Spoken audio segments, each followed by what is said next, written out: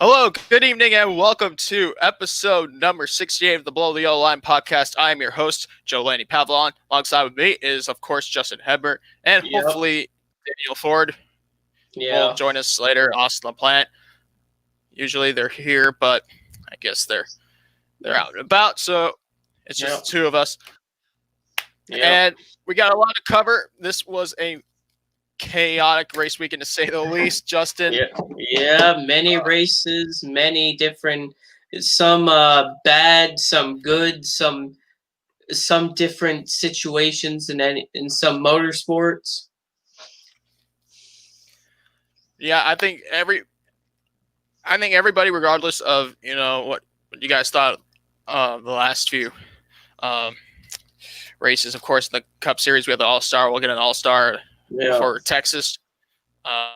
Just to be quick, but to see Austin Dillon getting that victory, it was impressive, and I didn't think it was going to happen.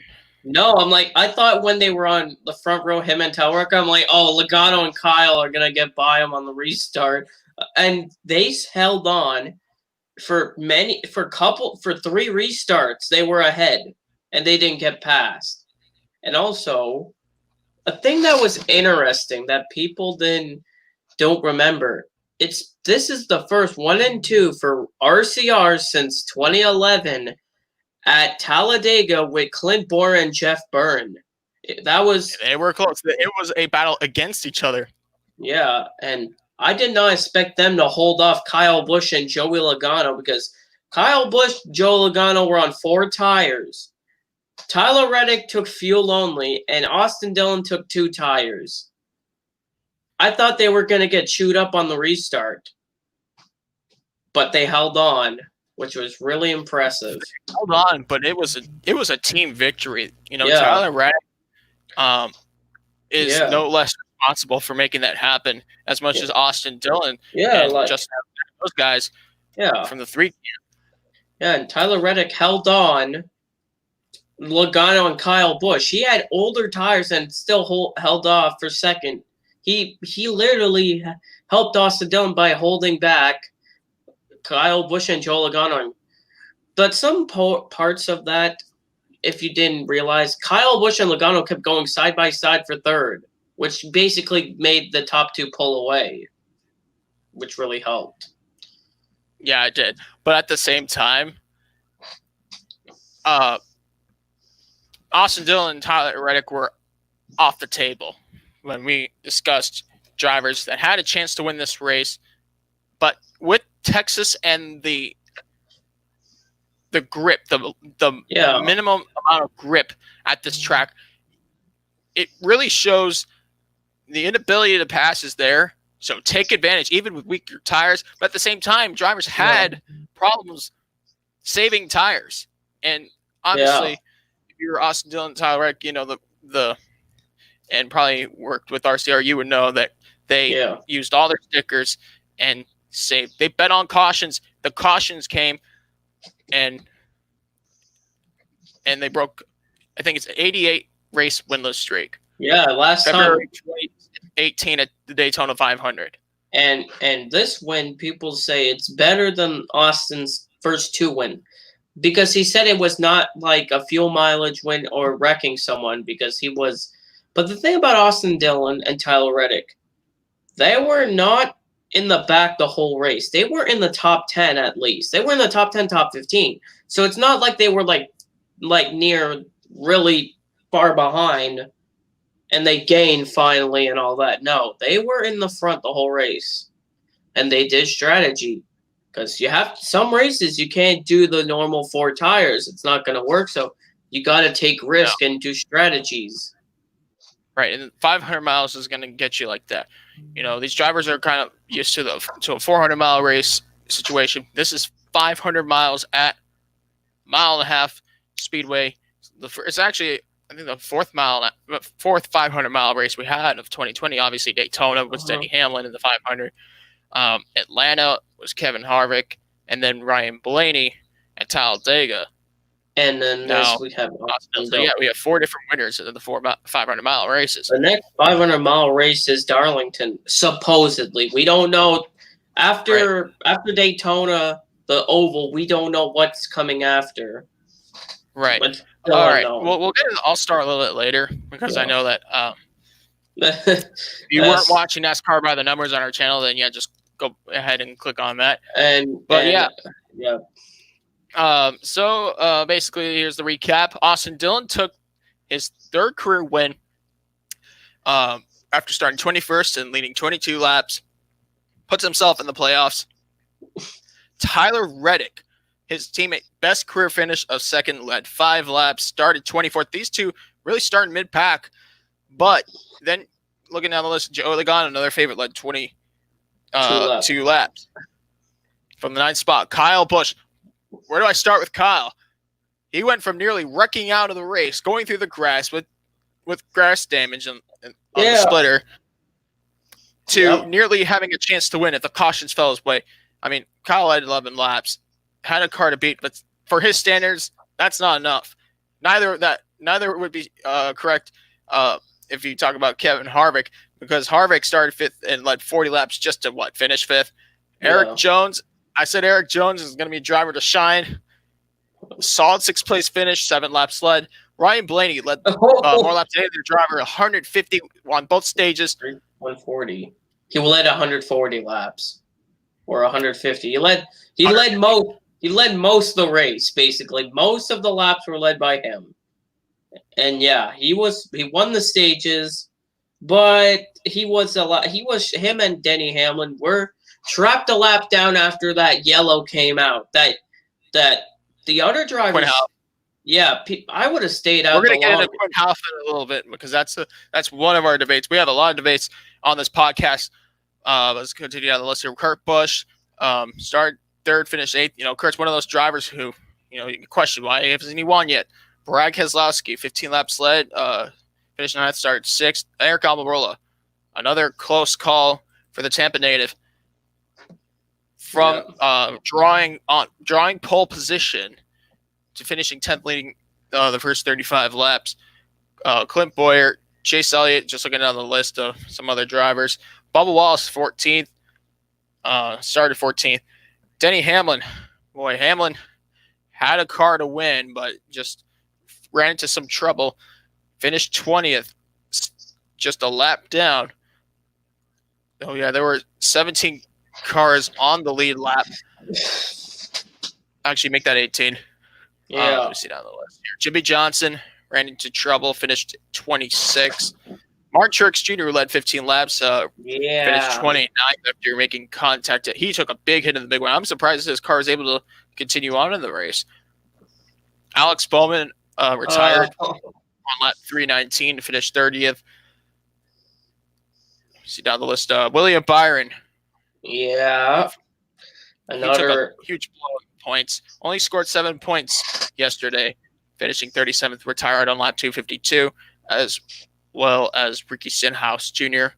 and Cole Custer. Well, at least Cole Custer, though, that win last week, he's locked in the playoffs. And last place was Ryan Preece. Ryan Preece. He needs a Hail Mary at this point. So the playoff standings.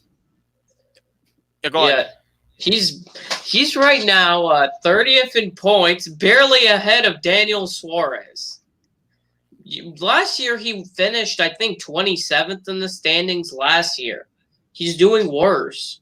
But people say about a sophomore slump, which Harvick had in 2002, which is true, but I don't know. Ryan Preece, he has some good. The thing is, remember Darlington?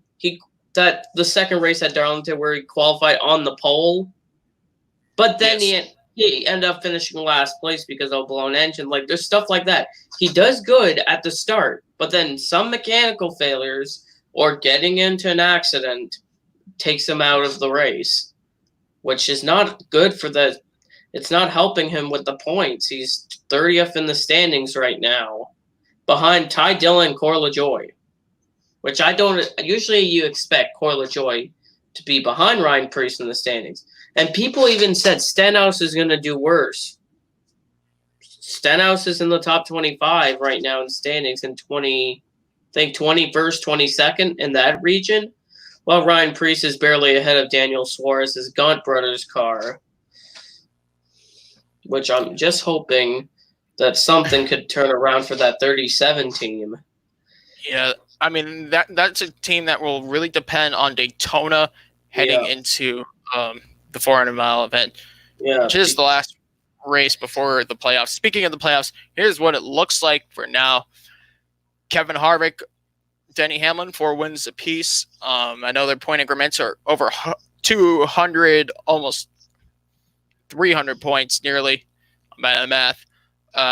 Then Brad Keselowski and Joey Logano, the two Penske teammates, have 2 wins apiece. Keselowski is 615 points. Joey Logano is 607. Ryan Blaney with 630 points leads the one-win column, along with Chase Elliott, Mark Truex Jr., Alex Bowman, and Austin Dillon. So that is now. Oh, Cole Custer. Cannot forget him. Between Ryan Blaney and Cole Custer, 607. You got 630 minus 322. That's like nearly 300 points apart between the drivers, with only 1 win that put them into the playoffs. But do you know what's interesting? Just looking through the regular season standings, there's only Ryan Blaney's the only driver that's less than 100 points. He's 91 back of Kevin Harvick, while Brad Keselowski is third, 106. The thing is, Eric Almirola is the highest, with just the regular season standings. Eric Almirola is the highest non-winner in 8th. Alex Bowman's dropped to 11th because recently the 88's not been doing good. But, Texas, he could have done good, but, the thing is, some drivers that have wins, like Alex Bowman. Remember Alex Bowman was earlier in the season, was top 3, top 5 in points? Yes. Like Darlington, he was 3rd in points. He's 11th. So something's going wrong from dropping from 3rd to 11th. So he basically lost 8 spots in points since Darlington, which was about 2 months ago, was Darlington on May 17th. So something's going wrong with that 88 car if he dropped from 3rd to 11th in 2 months. So there's something not clicking on that team. But here's another case, though. We have to talk about the drivers that are without a win, because the margin for them to get themselves secured in the playoffs is slimmer by the week. If Cole Custer and Austin Dillon can get in off wins, then the Busch brothers they're kind of getting to the edge of the cliff here. Yeah, Eric Almirola, is 1 point ahead of Kurt Busch. But, at this rate, get that win, or you're not chasing a championship in 2020. But the thing about Eric Almirola, he's more consistent than both. Kurt is sometimes running in the back or the front. Kyle sometimes has bad luck, but Almirola has been consistent, which really helps the 10 team with gaining points in every race. Like we've seen Almirola get top 5s and top 10s. He's on a streak of getting top 10s right now, which really helps points compared to Kurt. Some races, Kurt's not a contender at all in the top 10. Kyle just runs in the bad luck. So Almirola in 8th right now in points. He's really putting the points. He wants to have a big buffer heading towards those final couple races, which really helps him. Yeah, I said a question for you guys in the live chat. Which winless driver will prevail in time before the NASCAR playoffs? Obviously, we got about 8 races left. But let's get down to the drivers that are really at the edge now, just at risk of falling off with guys trying to get on. So that would be Matt Benedetto with 476 points, Clint Bowyer 461, and Jimmy Johnson at 427. Johnson somehow has that spot ahead. Who knows how?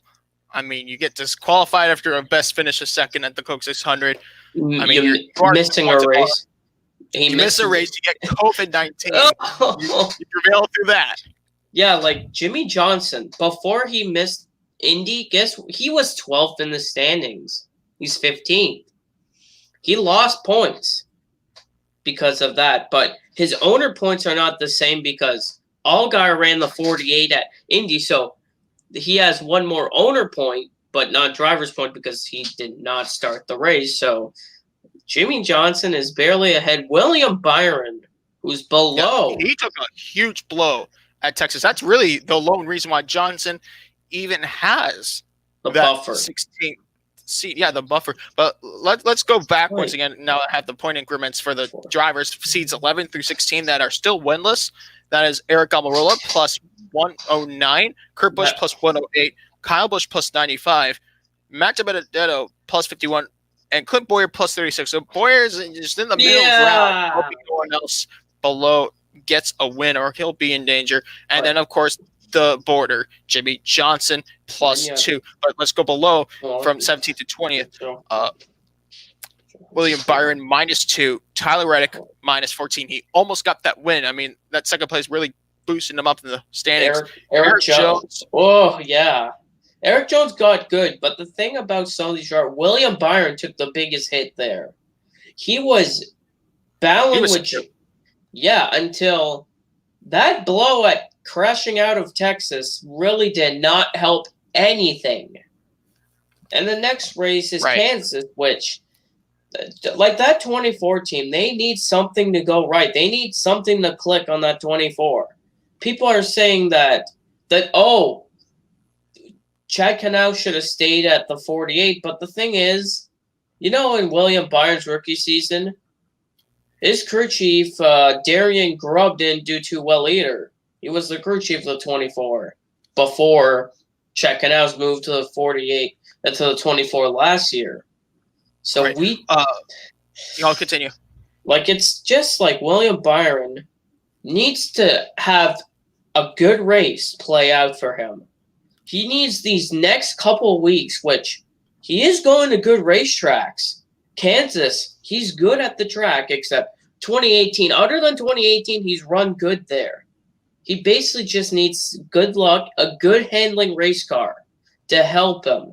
Like, if he could get top 5s and top 10s next couple races and gain points on other drivers, like, that's what he needs. But the thing is finding the consistency on that 24 team. Right. Well, let's go back to Eric Jones. He's minus 24. Obviously, last year it was completely different. 2 years ago, at this point in the season, he was already locked in with a win. Yeah, 29. And then let me just go down before we go back to Eric Jones there. Bubba Wallace is 20th. He's minus 76. Just kind of hoping to surprise a victory.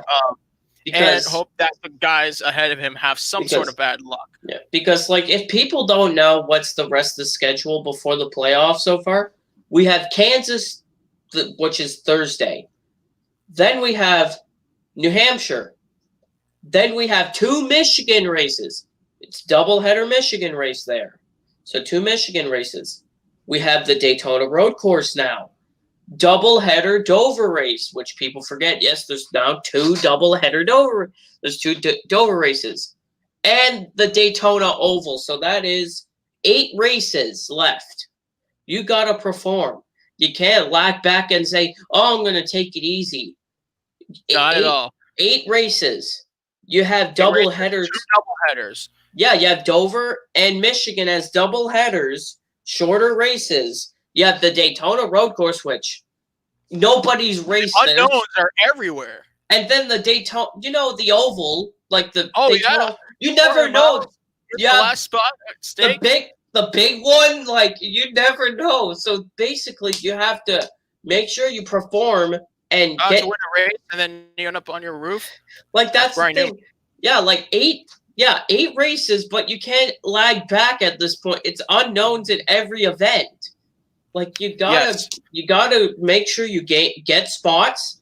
Don't make a mistake, like those dumb mistakes that you're so it's easy to make them. It's easier to make these mistakes now because of one simple procedure that NASCAR has been implementing for every race except for just a few. during the return of racing in the ongoing COVID-19 pandemic, which was they're behind in May to enhance social distancing, to completely wipe out any track session except the race itself. Yeah. And now drivers have been more vocal about it. Crew chiefs, team members, they are starting to see the effects of what neglecting practice does and what neglecting qualifying does. And now this is our first debate. We'll get into our first debate here. Yeah, but it's kind of confusing, which people don't understand. The big guys say that. Do you know what the small teams say? The smaller teams say, without practice, it's an advantage for the small teams. They run better without practice, which is a good thing for the small teams. Some big guys don't matter. Like Kevin Harvick said, I don't care if there's no practices. You know why? Harvick and Hamlin are doing. He's gone to victory lane like multiple times. Chase Elliott says it doesn't matter. It's basically some of the drivers are saying those as drivers with no wins yet, or the people that already won this season and haven't won since. Like Alex Bowman wants some good luck, and he hasn't won since Auto Club, and he's been losing points and points and points recently. If you haven't looked at the standings, he's down to 11th, and he was 3rd after the first Darlington race. So something has to click on some of those teams. The 9 team is the only Hendrick car that's performing still. The 24, no luck on the 24. The 48 also. The 88 also. So it's basically, I don't know what's going on the 9 team. They have good. I don't know what's going on with them. I mean, they have the driver, but it's it was an off day for them.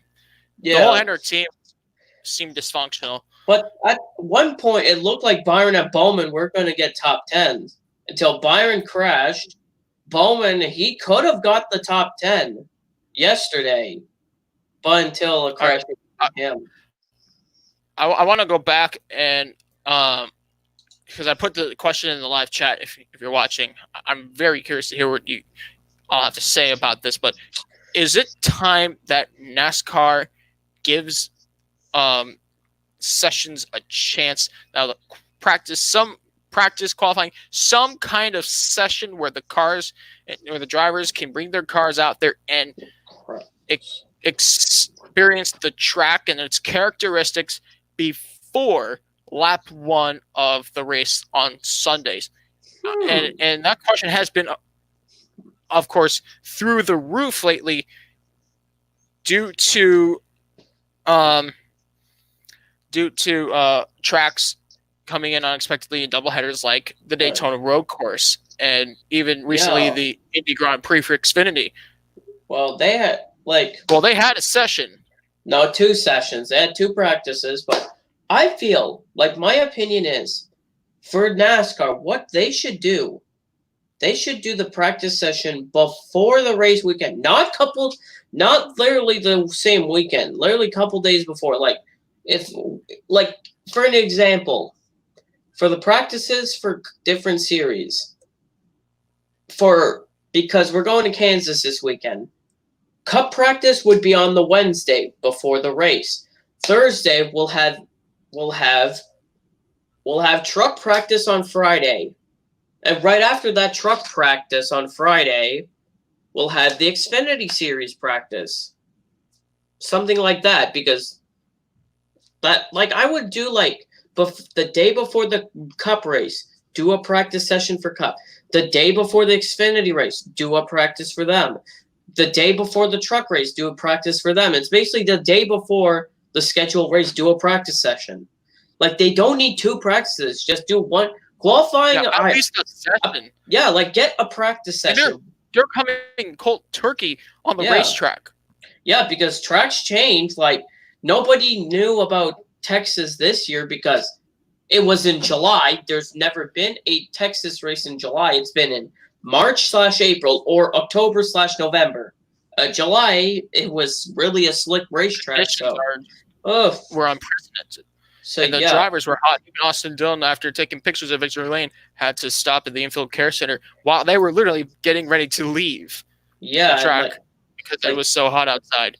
Yeah, and the car temperatures, they're over 130 degrees, and this is why I'm really, really like.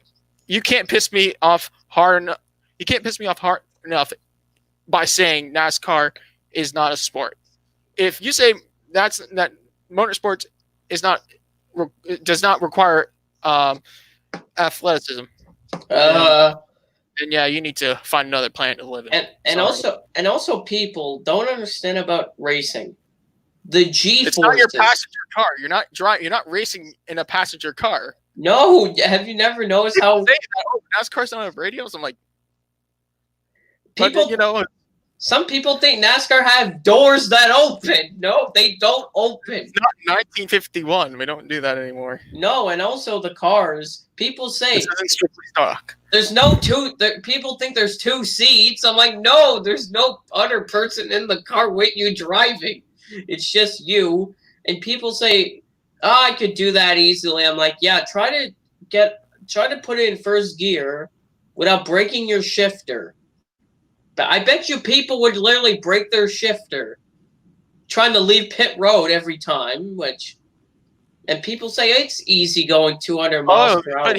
Okay, I think we've mocked the ignorant people who deny the NASCAR is on a sport. I think we've done that long enough.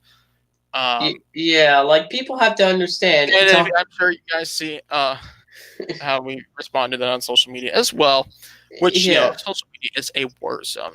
Sometimes if you want to actually enjoy life, you need to turn off the power button and go take a walk. Yeah. All right, let's move on to the Xfinity Series. Next race for the Cup Series will be Kansas, round 19. On Thursday. Yeah, not Sunday. So there's no NASCAR on Sunday, which is really interesting until New Hampshire on August 2nd is the next NASCAR race on a Sunday. All right, let's go down to the Xfinity Series for round 16 of 31. It was the Texas 300. Austin Cindric finished second on the racetrack, but finished first after Tech.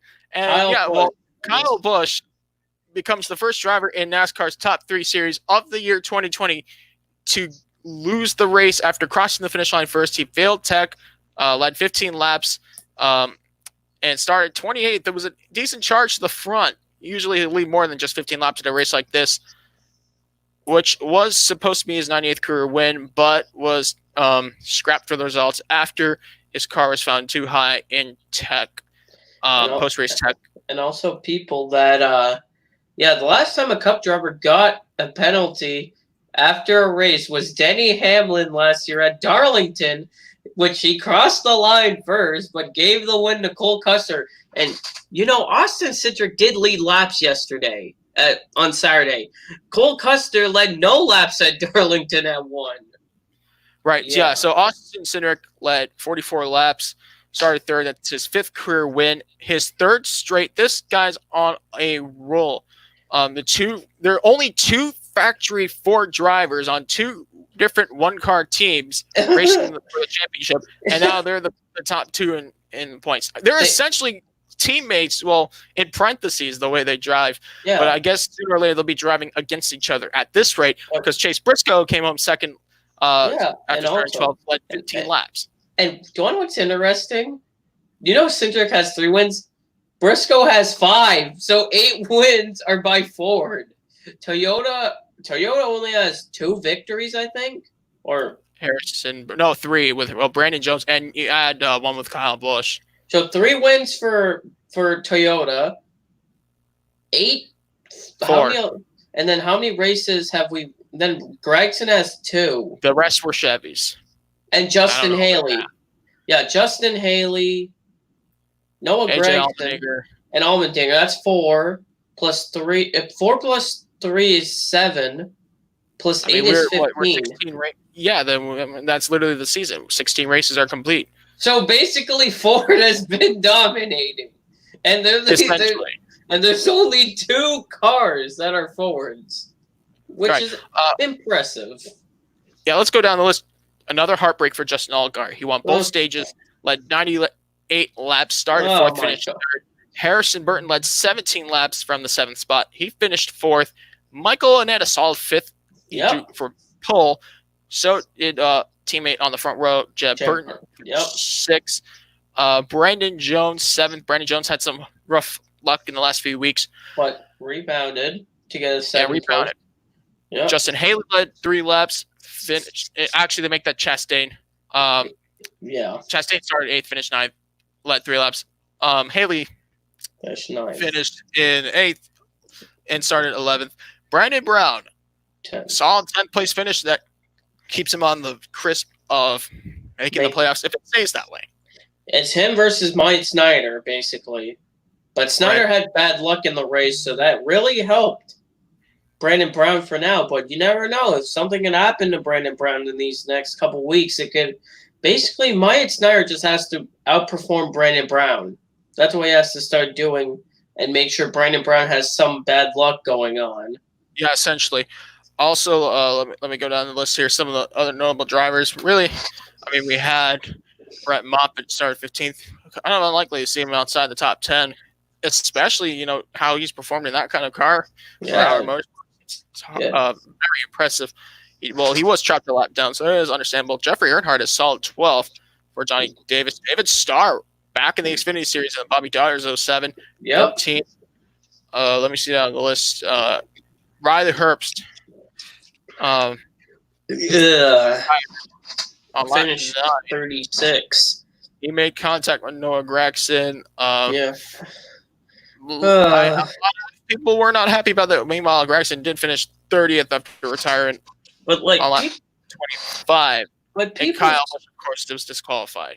And also, do you know what's interesting? People say Gragson has to stop hitting people. I'm like, but there's been worse drivers. People don't understand. People say Noah Gragson is the only driver that does that. I'm like, have you seen Dale Earnhardt? Like, people say he doesn't wreck many drivers. I'm like, no. Dale Earnhardt knows how to drive a race car. But they both do. Yeah, but the thing about people saying Riley Herbst is the best driver, I'm like, I don't know about people. He's not. Okay, you don't have to listen to Twitter. No. People like Ben was saying that Riley Herbst is good. Yeah, Ben Farrell. Yeah, I know. Well, the thing is that like Noah Gragson, he has a lot. He comes from a rich family that he stayed before, and of course had some controversies off the racetrack. Yeah. Riley Herbst has backing himself from Monster Energy. He's from Las Vegas, and also terrible from Las Vegas. Off-track brands. Terrible Herbst is a gas station in the West. His family owns it. Herbst. His family owns that gas station chain. So, and also people say Riley Herbst is good. I don't think Noah Gragson should go get gas for his car there anytime soon. Like Brandon, especially after that race. Like Brandon Jones and Harrison Burton. I know Brandon Jones had bad luck, but other than those bad races, they've been outperforming Riley Herbst by a long shot, basically. Right. But Riley Herbst has shown some decency, finishing second twice. Yeah, he's only one better finish away from a win. But the thing is, he finished 2 of his truck starts. He got lapped. He drove for David Gilliland. He got lapped in a KBM truck while his teammates were in the front. Some of them were out of luck. But meanwhile, for Xfinity, their next race will be. Sorry for cutting you off. I know, I'm trying to defend Riley Herbst here, but I'm running out of time. I'm just saying about Christian Eckes is an option for Joe Gibbs Racing. Exactly. I completely forgot about Eckes. Like he almost could have won the truck race on Saturday. He was up front with his teammate, his boss. The Xfinity Series will be back at Kansas for 300 miles. This coming Saturday. Yep. For round 17 of what is currently 31. Yeah. Standings look like this. Right. I almost said Riley Briscoe. Chase Briscoe. Riley Briscoe, a new driver confirmed. Chase Briscoe. And Austin Cedric. Yep. Then Noah Gragson. Ross Chastain. 5th place, Justin Haley. Justin Allgaier climbing the ladder at 6. Now I'm starting to see consistency in that 7-car. Stage wins obviously do you a favor in the season. Harrison Burton, P7. Harrison Burton, Michael Annett, Brandon Jones, Riley Herbst in the 2 final seeds of the playoffs. As it stands so far is Ryan Sieg and Brandon Brown. Brandon Brown's on the cutoff right now. He's on that cutoff, but right below is Ryan Sieg's teammate, Myatt Snyder, who drives for 2 different teams, which he's not running for RCR this weekend, just to let you guys know that he's not in the 21 this weekend. He's in the RSS 93. And Anthony Alfredo's not in the 21, so basically it's Kaz Gralla. Yep, Kaz Gralla, the 3rd RCR driver for the 21, is in that car for the first time since, I don't remember his last start. It was last year. So it's the first time he's in the car since 2019. It's been a long time coming for him. All right. We'll get more into Xfinity later on. Yep. Now let's talk some trucks. For round 8 of what is currently a 19-race season, the NASCAR Gainer Outdoors Truck Series made their trip to the Lone Star State of Texas on Saturday night for 250 miles. And 167 laps were complete, and the winningest driver of the series takes the win. Kyle Busch Motorsports, 1-2. Kyle Busch, 4th. He led after stage 1. On stage 1, led 72 laps. His 59th career win. Now, it seems like he's finished with truck racing in 2020. So that win number 60 will have to wait till 2020. And people don't know who's in the 51 for the rest of the season after Kyle Busch. We have Brandon Jones running at Kansas. He'll be running other races, but most of the races will be run by Chandler Smith. Just to let people know. I can't wait to see Chandler Smith in that 51. He is a very talented. Like, if people don't... He did finish 22nd at his only start this season at Kentucky, but he had damage and the race was shorn. But other than that, in his other starts last year, in his 4 starts, he got 3 top 5s and 4 top 10s in 5 starts. That's impressive.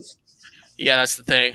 Let's see down the list. So Christian Eckes, best career finish. Was close. Led 52 laps, started 7th. Very decent run. Good run for that. Finally. These guys needed a run. A good finish for him. Stuart Friesen, 4th. Another needed run for another needed finish for those guys. Brett Moffitt led 7 laps, finished in the 5th spot. So consistency off Brett Moffitt. Tyler Ankrum started 9th, finished in the 6th position. Justin Haley, who had won this race back in 2018 in a surprise fashion. Remember when Todd Gilliland ran out of fuel 2 years ago? He finished in the 7th spot. So nice run for GMS Racing. Grant Enfinger finished in the 8th spot. Enfinger, of course, one of the favorites to win the championship. He, trying to make up for that heartbreak last year. Ben Rhodes led a lap. And there's kind of a little bit of Ben Rhodes. The backstory to this. Yeah, you'll hear that later about what happened. And Ross Chastain. So nine cars finished on the lead lap. The first finish lap down was Ross Chastain in 10th. Yep. Here's some notables. Derek Kraus, 11th. Rafael Assar, 12th. Ryan Truex Jr. Ryan Truex. Jeez, I was like, what? Ryan Truex Jr., new driver? No, Ryan Truex. Yep. Maybe a Ryan Truex Jr. in like 20 years, but that's not the case. Martin Truex Jr.'s little brother finished 13th. Austin Wayne Self, 14th, obviously, on the list. Sheldon Creed, Oh, yeah. He started on the pole. He drew for the pole, led the first 7 until a flat right rear tire. I don't know what happened, but just came apart on him, which was really interesting. I'll see down the list here. Sheldon Creed, I mentioned him. Timmy Hill, solid run in his own truck. Yep. 18th spot. We'll see him race later, and then his brother. Well, we'll get in the doubleheader later on. Yeah. Saint Smith, kind of disappointing. He did like 26 laps. But he had a tire. He did his regular, the green flag stops. He had to do another one. He had a flat right rear going down like his teammate Sheldon Creed. So that's why he finished back there. He should have had a solid run, but a cut tire forced him to pit.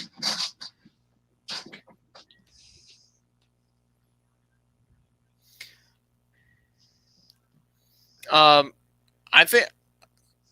think we have a lot of excitement in the truck series with 10 drivers in this playoffs thing, because Todd Gilliland crashed.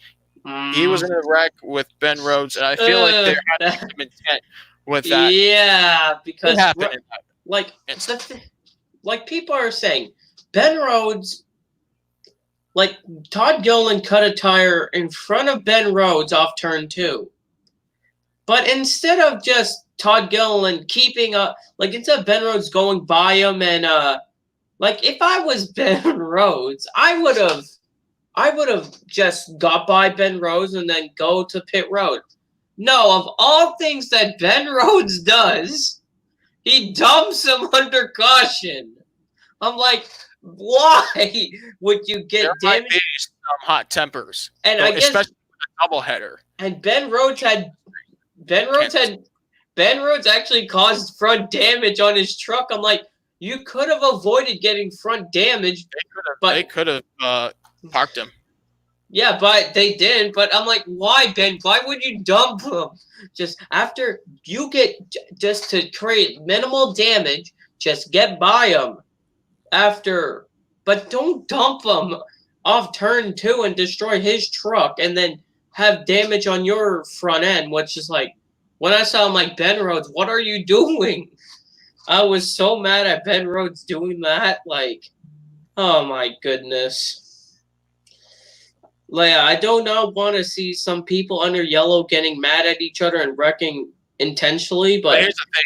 I mean, he may have got away with it, but I'm sure the guys at Front Row Motorsports and even DGR Crosley Racing, because they're tied together, not just by family. They're gonna have a lot of here. Yeah.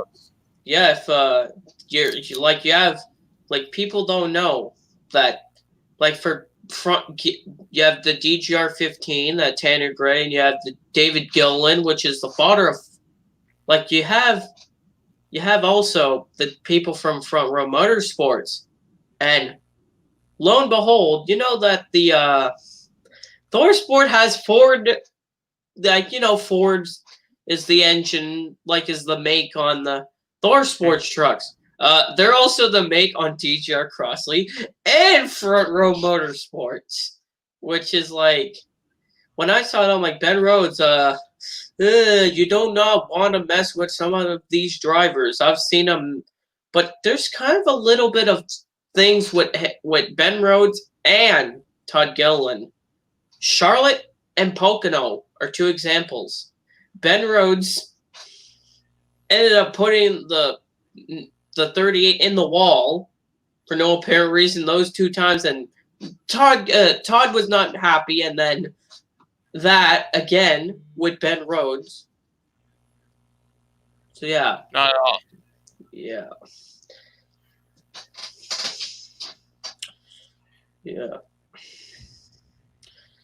And people are shocked that, and I know the standings are interesting. And no, there's other drivers that had a bad luck. One of them, Johnny Sauter, and Austin Hill had engine troubles in the race, which Austin Hill retired on lap 107 with an engine failure. Johnny Sauter blew an engine on lap, I think, 62. Yeah, they took a hit. That's the thing with ThorSport. But the thing, Austin Hill is still the points leader, but he's not consistent. But Johnny Sauter took a hit in the points with that engine failure. That is the real shame for Johnny Sauter. He had a good truck. Johnny Sauter had a good truck. He could have possibly won the thing if he was like Johnny Sauter had a good top 10, top 5 truck. And then the engine decided he lost the engine. But like those Elmore engines have taken criticism by Truck Series 4 teams in the past. Like Johnny Sauter's dropped in the points. He's down to 13, 12. Yeah. Now 13. Friesen. That's another thing. Stuart Friesen's climbing up while Sauter's climbing down. Even Derek Kraus, his early season consistency is kind of waning now. The guys at Bill McAnally need to step it up now. Because Matt Crafton has finally put all the pieces together. Because I don't know what's the next truck race. Or when the Truck Series playoffs will start. That is unknown because the thing about the Truck Series, those 2 tracks, remember, there's 2 tracks that are not going to be on the calendar now for this season. Eldora and Canadian Tire are off the schedule now because of the pandemic. But just looking through what's after Texas, I'm going to look here. We have next track, we have 2 Kansas races. That's rounds 9 and 10. Race 11, Michigan. Race 12, Daytona Road Course. Race 13, we're going to Dover. And round 14 is Gateway. That is the supposed last race before the playoffs. But what is going to be race 1 of the playoffs? That is the thing. Because race 1 and race 2. Race 1 of the playoffs is whatever track it is replaces Eldora. Race 2 of the playoffs is whatever replaces Canadian Tire. Race 3 is still Bristol before Las Vegas. So that is unknown. We don't know what's after. We don't know what's after Gateway, so we don't know anything. But I know the West Coast tracks have the most trouble hosting really any sporting event in this pandemic so far. So that's another thing. How's Las Vegas going to figure out? How's even Phoenix? They're supposed to host the first ever Championship 4 race in November, and obviously everything's all pending. But for now, we have what we have, and these drivers need to stay focused because the clock is ticking. All right, I think we have talked about everything in NASCAR. We'll get into some IndyCar now. Let's go ahead and talk about the IndyCar Iowa doubleheader. That was rounds 5 and 6 of the 14 race calendar. Let's get into race 1. Race 1 was won by the one driver who took no time in qualifying. Simon Pagenaud started all the way back in last place in 23rd to win the race. Impressive run for Simon Pagenaud. As for Pagenaud, he led the most laps, which gets him extra points, and scored his 15th career win. 15th career win, first of the season for the 2016 champion. Finishing second was Scott Dixon for his 119th career podium. And finishing in third for his first podium from Jupiter, Florida. Congratulations, Oliver Askew. Yep. Good run. Those guys deserved it. Without a doubt. Finishing fourth was Pato Ward. Yep. 30 laps. Joseph Newgarden led 68 laps, which brought him a fifth place finish. Alexander Rossi, 6th. You see Rossi will climb up in the points by far. Jack Harvey, 7th. Connor Daly scored the extra point for finishing, for starting the race on pole. Very, very impressive lap by Connor Daly in Carlin Racing to even have a car that fast. And he did lead the first 13 laps of the race. Marcus Ericsson, 9th, and 10th place was Takuma Sato, who led 49 laps. Race 2 was Penske once again. Penske won 2. This time Joseph Newgarden over willpower. 14 laps from the pole. 214. Talk about 214 laps. I thought you said 14. I'm like, 14 is not 214. Yeah, 214. That's his 15th career win. As for Will Power, 78th career podium. Second. But the thing about Will Power, people are complaining about Joseph Newgarden being good. People say he has no talent, but the thing about Power, sometimes there's stuff that happens to him. Sometimes it's himself or something else. But like some races, Will Power is getting frustrated now. Like the thing about Will Power, some races were like there's some things that was out of his control, like race 1 at Iowa, but the race at Road America race 2 was kind of what happened. Remember Road America race 2 when he turned Ryan Hunter, then he gets into Graham Rahal.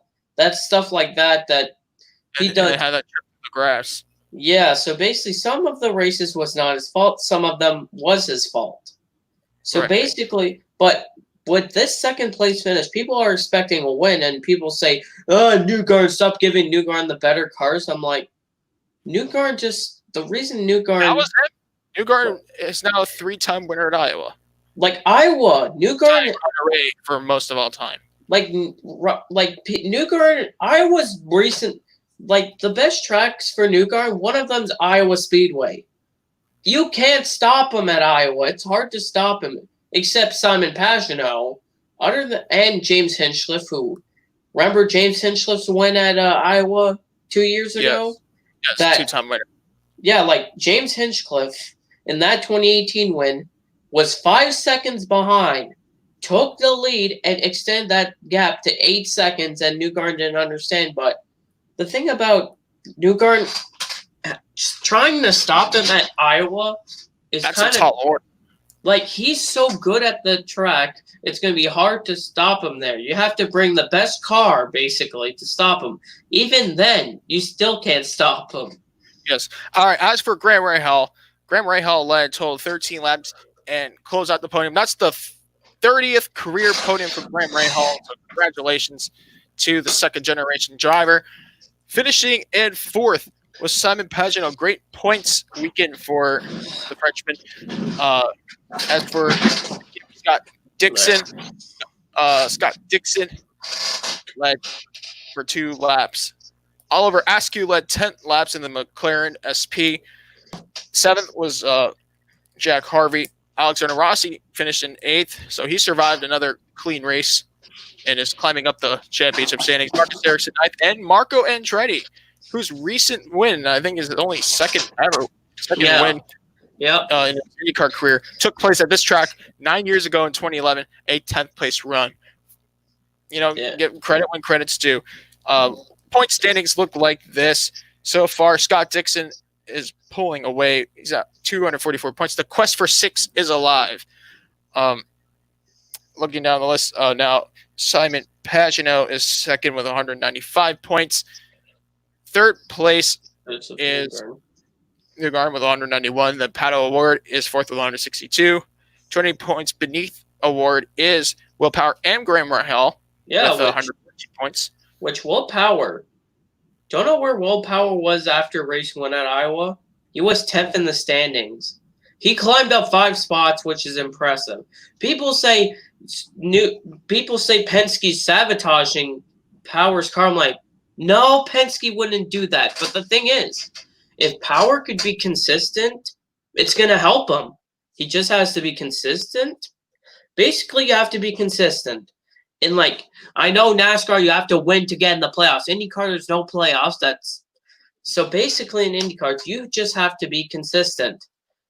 Like, the good thing about Will Power, next race is Mid-Ohio.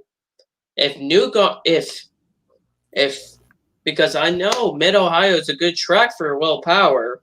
And a tough track for others. Yeah, but, like, if Will Power can manage a race win and be consistent, he'll climb up in the points. You just have to be consistent.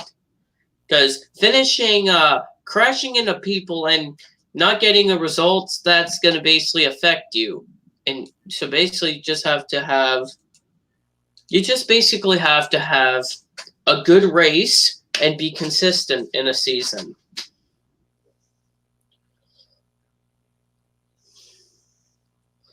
And yeah, IndyCar's next race, August 9th. Yeah, August 9th is Mid-Ohio Grand Prix. So they get some time off here. But let me go to the standings a little bit more. So yeah, we're on World Power. Graham Rahal, who is kind of a quiet driver in the points, he's climbed up to third, but needs that consistency. But speaking of consistency, let's talk about the driver at seventh in points who had really good consistency, but just had bad luck. That is Colton Herta. He was second in the championship. Now he's seventh with two abysmal finishes of 19th, including that scary crash in race 1 and then race 2 with mechanical problems. Yeah. He sits at 140 points and now needs to catch up. But I think Mid-Ohio is a track that will suit him. Like Colton Herta. Road courses for Herta. Herta's good on the road. I know he got both his wins last year were on road courses, but other than those wins, he's been good at the road courses. He ran good at the Indy road course. Like, he's good on the road courses, which really help him. If he could be good at Mid-Ohio, that would be good. But then after Mid-Ohio, it's basically will be the toughest week. Remember, right after Mid-Ohio is Indy 500 week. Literally, the week after the Mid-Ohio race is basically the Indy 500 qualifying. So it's basically the month of, that month of May we always say? It's the month of August. We're literally going to have, instead of the Indy GP before the Indy 500, we're going to have, literally this is how the race schedule will be. Mid-Ohio, Indy 500, Gateway. That's literally the 3 races in the month of August. It's kind of weird saying instead of the month of May, it's the month of August. Kind of odd, but we'll be getting used to it after Mid-Ohio. We'll be talking about other things like that. So yeah, Herta has to start being consistent because Herta's next race, road course race, which is good. But then right after that is the Indy 500, which last year Colton Herta ended up finishing out of the race early. And then after that, another oval after the Indy 500, which doesn't benefit Herta. No. Let's go down the list here because I know we want to catch up on some time. Yeah. Marcus Ericsson and his teammate and country friend Felix Rosenqvist, 8th and 9th in points, and Alexander Rossi is back in the top 10 in points, and I shouldn't say back. It's the first time he is in the top 10 in points in 2020. As expected, in his standards, this is not the start Rossi wanted. But nonetheless, he's there. The third at Race 2 Road America, 6th and 8th at Iowa. That's not bad. They'll be back in Mid-Ohio on August 9th. Yeah, so we have around 14. We'll be halfway done. Yeah, we'll be 2 weeks off. But then right after that Mid-Ohio race, everybody has to get ready for the Indy 500 month, essentially. Yeah. And it's a quick one, not like May. But it's not the month of May now. It's the month of August. It's not going to be like May because it's a very condensed month. Yeah, and it's going to be weird saying instead of the month of May is here, no, we're going to be saying the month of August is here. Yes, and let's hope that there are no hurricanes. Oh, yeah, that's what that's my biggest worry for the August schedule with the tracks on the East Coast. But maybe we'll see something impressive. And also, people are mad that Dover has a double header on that weekend because people say Dover's the worst track in the world. I'm like, bad track. It's never been a bad track. People say it's bad. I don't know why. People don't like when drivers that they don't like or get tired of win races, and that's just true. The case here. That's true. All right, let's get into some F1 now. Oh. Yeah. So the Hungarian Grand Prix at the Hungaroring took place yesterday, which was nearby the capital of Budapest, the Hungaroring. Yep. In the town of Mongorod. Yep. No, Mongolia. I said it right this time. Lewis Hamilton. You can't stop him. He led every lap. Not every, Valtteri led one lap because he pitted after him. But Hamilton led 69 out of 70 laps. He led the most laps, except one lap, because he pitted that one lap. But yeah, Lewis was unstoppable. There was barely any cars on the lead lap. He led separated first and Albon fifth. But as for Hamilton, that was his 90th career pole, 86 career win. He's closing 153rd career podium. Yeah, he's getting a 91 in 2020. He's closing on and his Max Verstappen rebounded massively. He crashed on the parade lap because it was raining and he slid through the corner, and he managed to start the race. He got an amazing start from 7th to finish 2nd. That's impressive, and he did get driver of the day also. Very impressive because Verstappen, had a car of unknowns, and typically in F1 you have a car with some kind of quick repair. Yeah, chances are you're going to have a bad race and are out of the picture. But he managed to bring it up to 2nd. Well done for Max Verstappen. 33rd career podium. And Valtteri Bottas, his 48th career podium, started 2nd. There was some controversy about the pits, not the pit stop. The actual start. People said he jumped it, but I didn't see anything. I saw Lewis get the better start, but I guess there was nothing. But the thing about Bottas at this track, it's good that he got a podium, because if people don't know, this Valtteri Bottas, this 3 of his worst tracks. The Hungaroring's one of his worst, Monaco and Singapore. So this is one of his worst tracks. But he ends up getting... The other 2 tracks you mentioned won't even be in the 2020 schedule. Yeah, but the Hungaroring, but it'll be there in 2021. But the Hungaroring, that's one of Bottas's worst tracks, and still he managed to get a podium, and it's one of his worst, which is really impressive. And for drivers who scored points, Lance Stroll is nice solid, 4th place. But we'll get into the Racing Point later because they are once again by Renault and they're walking with their signs in unison. Why Renault against the Racing Point BWT Mercedes? Oh my god! Let's go down the list for now. Alex Albon. Albon. I forgot. Yeah, Albon. Last car on the lead lap, 18 seconds behind winner Lewis Hamilton. Really could have been lapped if there was another lap left in the race. But Sebastian Vettel, a decent 6. I think the inclement weather suits Vettel pretty good, especially with the kind of Ferrari that's inside that inside that plant. Not too good this year. Well, the thing is, and also, if there was no weather, Ferrari's not the fastest on the straights. They actually, turn 4, there's that apex speed through turn 4. Do you want to know how slow? Yeah. Do you want to know how slow the Ferrari? Wait, let me just check. That's a really good question. I guess in the apex speed. Wait, oh, come on. I wrote it wrong.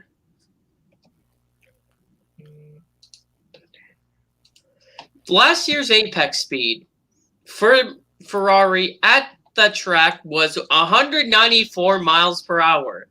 This year, 180 miles per hour. That's 14. Yeah, it was 180 miles an hour, but I think problem... But even in the dry, they're still slow in the dry compared to last year. They're off like many tenths of a second from last year. They're just slow. Like the engines are not fast, but they're not slow as the McLaren Honda from 2015. It's not a GP2 engine. No, they have an engine, but it's slow compared to the Mercedes and Honda And Renault. Yeah, they are slow. Yeah. Yeah, like Kimi Räikkönen. But here's the thing, though. I mean, at the same time, Vettel had the better weekend, but like Ferrari needs to just be nicer to him. They're cruel. Well, Leclerc finished 11th. He did not even get a point. The thing is, Charles Leclerc. Yeah, I feel like the results would have been flipped. 11th and Leclerc in 6th. But it's just also like people say, "Oh, Ferrari's the worst." I'm like, do you want to know what's interesting that nobody expected?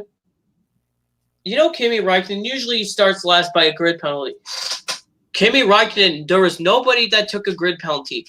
Kimi Räikkönen ran the slowest lap at the whole of anybody, and he gets the one that qualified. Driver, don't discredit him at all. But it's this is just not his year. This is not his car. It's the cars are slow.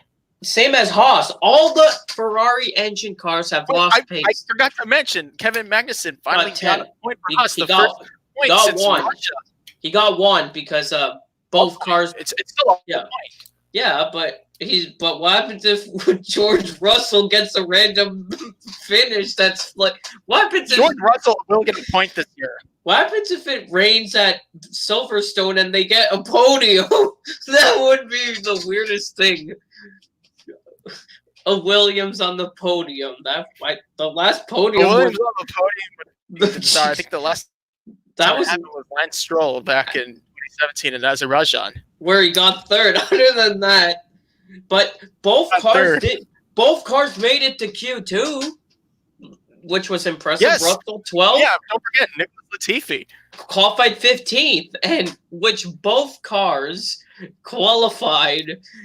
It made it to Q2 for the first time. Will we see a Canadian hit the podium for the first time since 2017 with Lance Stroll's racing point? I feel like Stroll has a better chance than Latifi. Williams is not on a podium yet because they're better than last year, but they're still slow.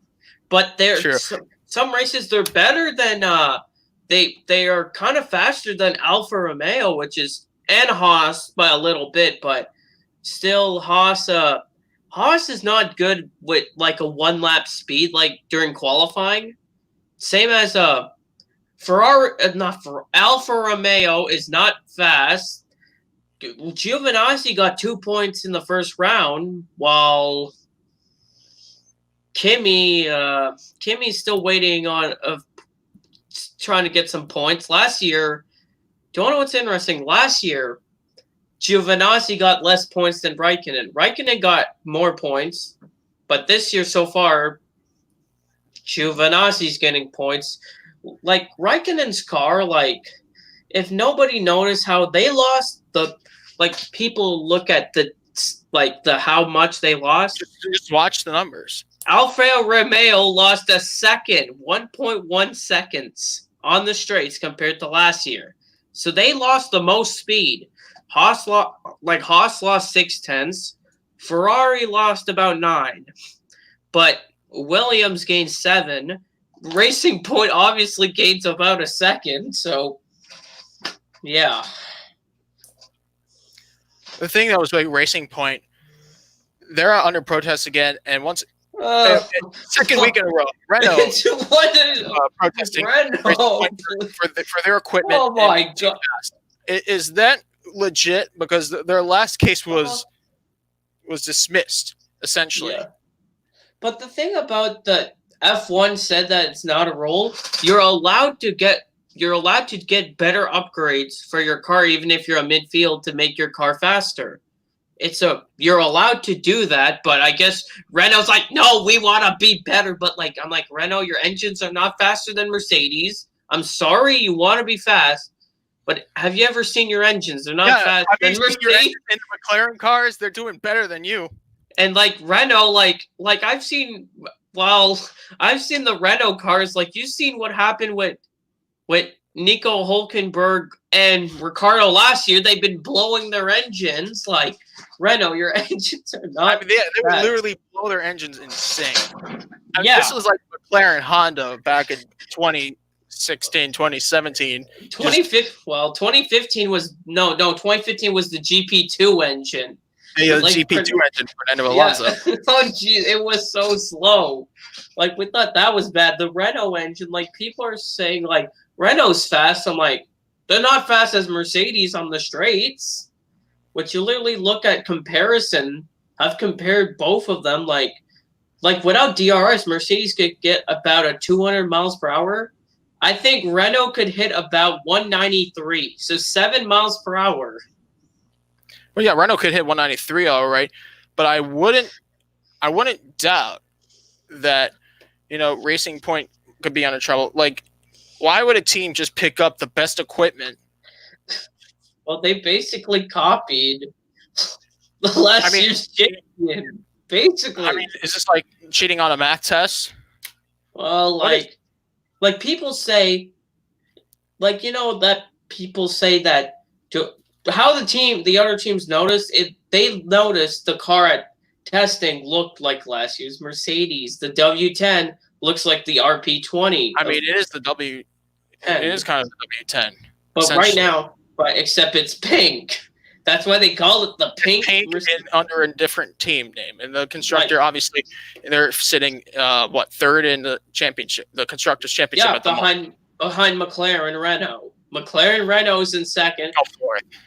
And Renault's Red Bull Racing is second in the constructor. McLaren Renault's doing good in third, while Mercedes is pulling away. Now we know Mercedes is going to pull away, and because of Lewis's victory, Lewis is the points leader now, and people have been looking through. Some drivers have not had the good weekend. No. Both. The worst of them was both of the Alphas. They were slow. Yeah, both Alphas were slow again.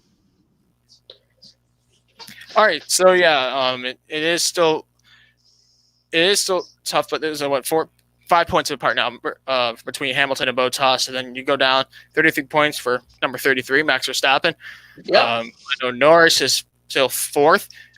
Fifth is Alex Albon, tied with Sergio Perez with 22 points each. I was going to say 60. I was about to say 66, and I just Hamilton has 63, so they didn't pass Hamilton in points. I don't think. No, not in this world. Nope. Charles Leclerc, 7th. Lance Stroll, 8th. They were actually tied with 18 points.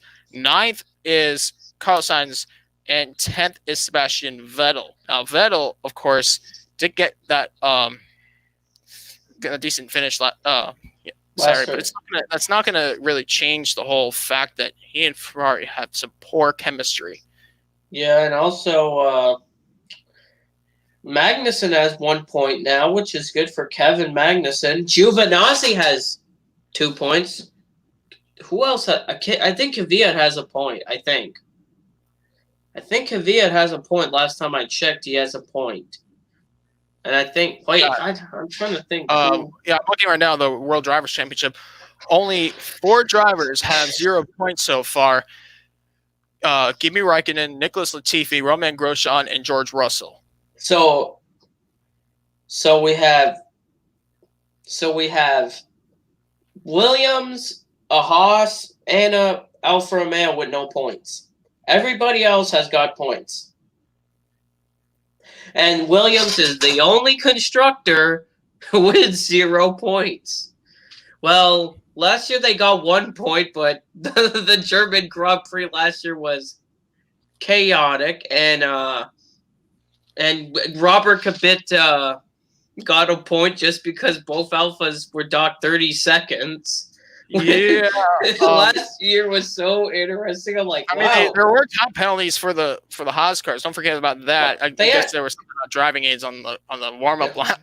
I don't know why that was on. I don't know what that has to do with the actual race itself, but remember, Kimi Räikkönen had a 5-second time penalty in the race because he was in the wrong grid slot, and Nicholas Latifi also got a 5-second time penalty. Remember, he drove into Carlos Sainz on pit road, and that's how he got his tire cut because he drove out into the McLaren that for unsafe release, so that's why he got a 5-second time penalty. And Pierre Gasly ended up finishing last with mechanical issues. So only 19 cars finished the race. Yeah. All right. With that said, the next race will be on the British Grand Prix, which is on August 2nd. They'll get a week off for round number 4 of so far 10 races. George Russell's gonna win. George Russell. Yeah, I guess that's what you're gonna say here. That would be weird. Let's talk about 2, man. We got Formula 2, which was week number 3 for the Budapest round, Hungary. So the feature race and the sprint race will go through the points drivers. Robert Schwartzman, and he won the Formula 3 championship last year. Yep, and he ends up winning again for Prema.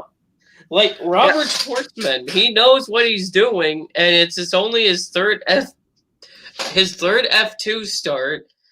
He already has 2 victories, which Mick Schumacher got his loan. So far, his only F2 victory came at the same track in the sprint race last year. But Robert Schwartzman is showing what he has right now. He has talent. He's showing his talent right now by getting that win. That's my sad about Robert Schwartzman. You guys decide that yourself, because I know we had a lot of debates tonight, and that's one of them. That's unstoppable. But does that mean he's worthy of an F1 ride? Time will tell. Second place, Nikita Mazepin. Another decent run for the High Tech Grand Prix. He got the fastest lap on lap 34 during the feature race. Mick Schumacher, third, 15 points for him. Nice podium for the son of one of the greatest drivers, if not the greatest of all time, Michael Schumacher. Luca Giotto, fourth for High Tech Grand Prix. Felipe Drugovich, the Brazilian driver for MP Motorsport, fifth. MP running better. For Carlin, sixth. Louis Delatraz, seventh for Sure's Racing System. Callum Ilott finished in eighth after scoring the pole. He gets 4 points for that. Dan Ticktum for Dom's ninth place, 2 points, and Guanu Zhou. Guanu Zhou. That's his name. Guanu Zhou. Seventh place, started third, scored the last point. Now remember, 10 points in or top 10 finishers get points in the sprint race, the feature race, and the sprint race, and also the top 8. And also for the sprint race, the top 8 is reversed. So whoever finished 8th starts on the pole for the sprint race. Whoever, basically the top 8 have a reverse grid, basically. Whoever finishes 8th is on the pole. Whoever wins starts 8th. Which is, So, chaos. I wouldn't doubt that. Luca Giotto won the sprint race, 15 points for the High Tech Grand Prix driver from Italy. Callum Ilott, second, started on 12 points. Mick Schumacher, third, another podium, 2 podiums this past weekend. Robert Schwartzman, fourth for Prema, so Prema third and fourth. Nikita Mazepin in fifth for High Tech Grand Prix, while Louis Delatraz gets 4 points and 6, and the 2 final point spots. Jehan Dravula in seventh for Carlin, and Guanu Zhou in 8th with the 2 points for the fastest lap. So that's 3 points total in 8th spot. Which is quite F2. People are saying it's people are liking that how other teams have performed. MP Motorsports is doing better. They have 2 good drivers, not just one like last year. We're not going to say that driver's name. People should know who it is by now. Yeah, people should know who was not the best and who got suspended for 1 round last year. Yeah, you can just say the name. It was Mahavir Raghunathan. Yeah, or favorite driver. People call him Lord Mahavir now. People literally call him that. Let's get into the Drivers' Championship so far. After 3 weeks, it is Robert Schwartzman just walking away with the points lead. He's nearly 20 points ahead of Callum Ilott. That's actually 18 points ahead of Ilott. And then Christian Lundgaard is third with 43 points. Mick Schumacher fourth. Dan Ticktum fifth. They're close in the battle for fourth in the title hunt. Marcus Armstrong in 6th, Felipe Drogovic, 7th, Guano Zhou in 8th, Louis Delatraz 9th, and Luca Giotto climbing up the ladder in 10th so far. He had a struggling start to the season, but let's go down and see some of the drivers who had some decent runs but is struggling. Obviously, you see Jack Aitken, Sean Galeo, Roy Nissany, Pedro Piquet, just to name a few. It's a competitive field. Now, the team's championship is still Prema Racing. They have 120 points over UNI Virtuosi Racing. They have 94. Arc Grand Prix is 3rd with 77 points. High Tech Grand Prix 4th with 54 points, and Doms is 5th with 41 points. Trident, every team has a point in the F2 championship. That really shows you how competitive these young drivers really are. Like, people say there's teams that are not good, but like they have almost the same power, which is good. But there's some there's some things that the F2 cars are heavier. That's why they're slower. But also people say in F2 that the only good thing about Formula 2, it's faster than Formula 3. Most people are. But like an F2 car is about 15 to 20 seconds slower than the F1 cars, and about 5-7 seconds faster than an F3 car. All right, with that said, they won't be back till Silverstone 1, so they'll have 2 Silverstone weekends. That'll be round 4 of currently 9 so far. Yep. And now let's move on to Supercars. The Virgin Airlines Australia Supercars Championship had their 4th week of the 2020 championship at, once again, the Sydney Motorsport Park. For Sydney Super Sprint Part 2. Yeah. And we'll get into the 3 events that happened for the V8 Supercars. Race 1, we'll start off with race 1, then we'll get into race 2, race 3, and then the championship and see where this takes us. Let me just pull this up. Race 2. So, race 1, Scott McLaughlin. Another classic Scott McLaughlin race from the pole. Led 10 laps for his 47th career win over Lee Holdsworth, who scored. Lee Holdsworth. Where am I? Race 1. Race 1. What? Lee Holdsworth got second? Yes. Race 1. I did not expect him to get second. I never expected Lee Holdsworth to get a second place. That's interesting. Very good run. 9th career podium. 19th, my bad. 19th career podium. Still looking for that 4th win. That 3rd win came back in 2014. Only 3 wins in 3 different seasons. 2007 for Gary Rogers at Oran Park. 2010 at Homebush for Gary Rogers once again. And then Urbis for Urbis Mercedes in 2014 at Winton. It's been a while for Holdsworth as he's heading into his late 30s. Anton De Pasquale finished in 3rd for his 3rd career podium. Shane Van Gisbergen, who led 20 laps, finished 4th. And Jamie Whincup finished 5th. Looking down the list, Ken Waters 6th. Fabian Coulthard 7th. Macaulay Jones, good run for the Blanchard BJR team. Brad Jones Racing finishing in the 8th spot. In the Cool Drive Holden, Macaulay Jones in his sophomore season. Let's see down the list. Nick Percat, 9th. We're going to get into Nick Percat in a little bit here. Race 2, Nick Percat led 2 laps from the 11th spot off the grid. Mark Winterbottom. Frosty's had an emotional race weekend. Obviously, one of the drivers who are from the Victorian state of Australia. And with their recent government restrictions, they had all the Victorian teams. There's like a good chunk of them in the supercars that come from Victoria. They had to get out before the restrictions came in. The travel restrictions were revealed and enforced immediately. And there was a piece actually on Fox Australia, Fox Motorsport, about Nick Percat and his family, because really anybody would be affected by that. So it's good to see Frosty putting up the numbers, and hopefully he'll get a win in 2020. And I want to see him reach that 40 win mark, because it's been about 4 years since that last victory in 2016. Okay. So that's race 1. Now race 2, Nick Percat. Again, Nick Percat. This is the first season where he's won multiple races in the same year. Obviously known best for winning the 2011 Bathurst 1000 with Garth Tander while he was a co-driver for the Holden Racing team.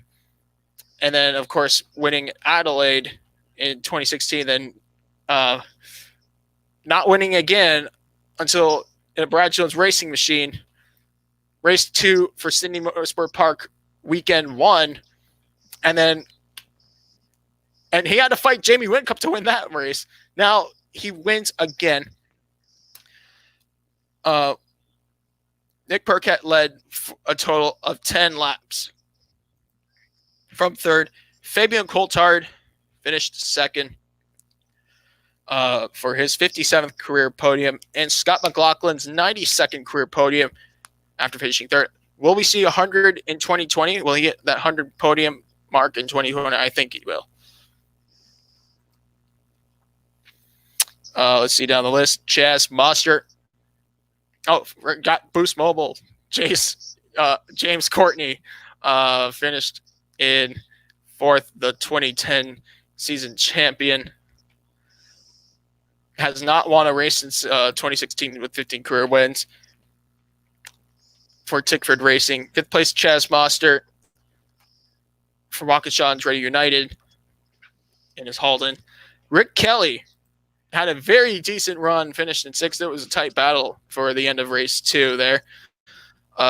Rick Kelly's still looking for that first win since 2018. Obviously, Rick Kelly won the 2006 season championship. It sure has been a while for the owner-driver. Let's see down the list. Seventh was Gary Jacobson for Matt Stone. Matt Stone's team, and Shane Van Gisbergen, who had 22 laps, finished in 8th after starting 2nd. Cam Waters, 9th. Jack Smith, 10th. Nick Percat's a serious driver. You want to hire him for a top team, go for it. Now let's get into race 3. Race 3 is probably the most interesting. We had a first-time winner in Jack LeBrock for Tickford Racing in the Super Cheap Auto number 55 Ford Mustang. Led 16 laps. This is not only the first time Jack LeBrock found victory in his 6 years of Supercars racing, but this is the first time he's ever stepped on a podium. Wow. Andre Heimgartner, speaking of first, scored his first career pole for race 3. And his 4th career podium, first since Melbourne last year, for Sandown, that is. And then, of course, he had 2 podiums last year, Phillip Island and Sandown, race 2. And then back in Queensland in 2017 for Brad Jones. So, yeah, very good for Andre Heimgartner. Todd Hazelwood. Yeah. Once again, Todd Hazelwood. Another first career podium for Todd Hazelwood. Yeah. At Sydney Motorsport Park and Brad Jones Racing, they have a lot to look forward to. If these are the numbers they're putting up, then their future's bright. LeBrock led 16 laps, 11 laps led by Andre Heimgartner, and 4 laps led by Hazelwood. David Reynolds finished 4th. Scott Pye 5th. Mark Winterbottom, very decent weekend for Frosty, finishing 6th. Bryce Fullwood 7th. Jamie Whincup led a lap, started 2nd, finished 8th. Chaz Mostert 9th. And how about Zane Goodhart in 10th place for Matt Stone Racing? And his rookie campaign for the unit Holden. Looking down the list, Shane Van Gisbergen had to settle for 12th. Yeah. Fabian Coulthard 13th. And Scott McLaughlin, for his standards, had a dismal race at 14th after starting in third. 14th? 14th for Scott McLaughlin. Wow. I did not I expected him to win race 3. Literally had McLaughlin, Van Gisbergen, McLaughlin. Yeah. And I did not expect McLaughlin to finish really bad. I expected him to win. But that's really interesting. Yeah, to say the least. McLaughlin, though, has another championship on the way if he keeps up the numbers, which I think is for him. I mean, don't underestimate Scott McLaughlin, though. He's still a race car driver and has to work hard like the rest of them. Well, I know some Scott McLaughlin fans are probably mad with not winning all the races this weekend. But yeah, right now, he's got a 107-point lead over Jamie Whincup. Chaz Mostert third, minus 192. Nick Percat and Cam Waters are tied for fourth with 233 points behind the leader at 569. David Reynolds, sixth, minus 240. Shane Van Gisbergen is seventh, minus 263. Lee Holdsworth is eighth. Mark Winterbottom is ninth, and Andre Heimgartner 10th. But yeah, Fabian Coulthard has got to catch up, obviously. But Nick Percat is putting up numbers that we have not seen or expected this driver to do. I did not expect it either. Like I just remembered when I remember the first when he beat Jamie Whincup at Sydney last time, like not this race, like the one before race that. Two last week. Like, do you want what's interesting from that first time they went to Sydney for the season? That round, the difference, like, in Supercars compared to NASCAR, it's different. Like, Jamie Whincup took 2 tires in that race, while Nick Percat took 3 tires. I don't know how you could change 3 tires. It's interesting. But do you want to know well, people are saying in NASCAR they should be only able to change the rears only. But I'm like, how do you jack the car for just the rear tires? It's not going to work out. So, like, people are like, hey, NASCAR, invent a jack that you could only change rear tires. I'm like, how's that going to work? Like Supercars, people think it's the same thing as other motorsports. Well, in other multiple races in a weekend. Like you could change even 1 tire. You could change 1, 2, 3, or 4 tires. Which usually I'm like, oh, Whincup took 2, and then I heard Nick Percat taking 3 tires. I'm like, what? He's changing 3 tires on his. Yeah, but no, he actually did change 3 tires. That's the it's better. Well, it's better than, according to ESPN's ticker, Clint Boyer took 255 tires. Last time I checked, you can't go. You can't go over 4, and you go. Yeah, that's really right. weird. So with that said, the team's championship does have a difference. Believe it or not, it is Triple Eight Race Engineering in the team championship lead. 878 points, but they're exactly, I think they're 50 points. Yeah, 50 points over DJR Team Penske. Then with 746 points so far as the Tickford 2, I guess, 23 Red Racing. That part of the slot is gone now as they shut down. But yeah, they're through. The main Tickford Racing entry is 4th. With 659 points. And 5th is Walkinshaw and Andretti United with 654 points. And looking down the list, every team has scored all points so far. It's pretty close. You know, the team's championship will be at stake because the numbers are high. For McLaughlin and Whincup, they've succeeded in spots where McLaughlin and Coulthard fall short is when Van Gisbergen and Whincup prevail. So with that said, it won't be this weekend. They'll have a few weeks off until the 8th of August, which is the Darwin Triple Crown. there are rumors of changes to the 2020 Supercar schedule. So keep an eye out for that. That's week 5 of 12 and rounds 13, 14 of the season. All right, let's get into sports car racing. We'll start off with the European Le Mans Series, which kicked off their 2020 season yesterday at the 4 hours of La Castellet. I said that right. Yeah. At Circuit Paul Ricard in France for round 1 of their 5-race calendar. Yep.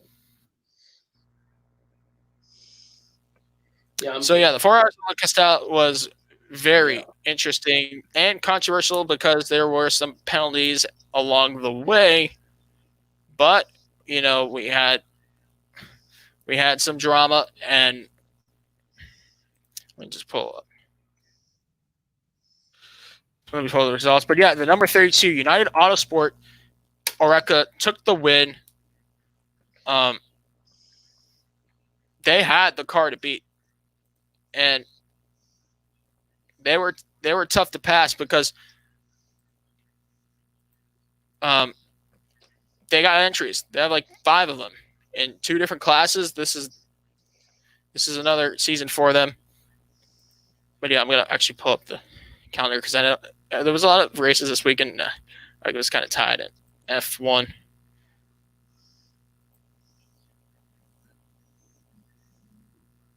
Oh yeah, so the race results was number 32 United Autosport with Willow and Alex Brundle, and then Van Yort in 3rd. Justin, I have the link of the results in the chat. Okay. I know. I couldn't just rely on Wikipedia at that time now. Racing finished in 2nd. In the number 26, Aurora 01 Gibson, and 3rd place was United Autosport, number 22, Felipe Albuquerque and Phil Hansen. Cool Racing, number 37, finished in 4th.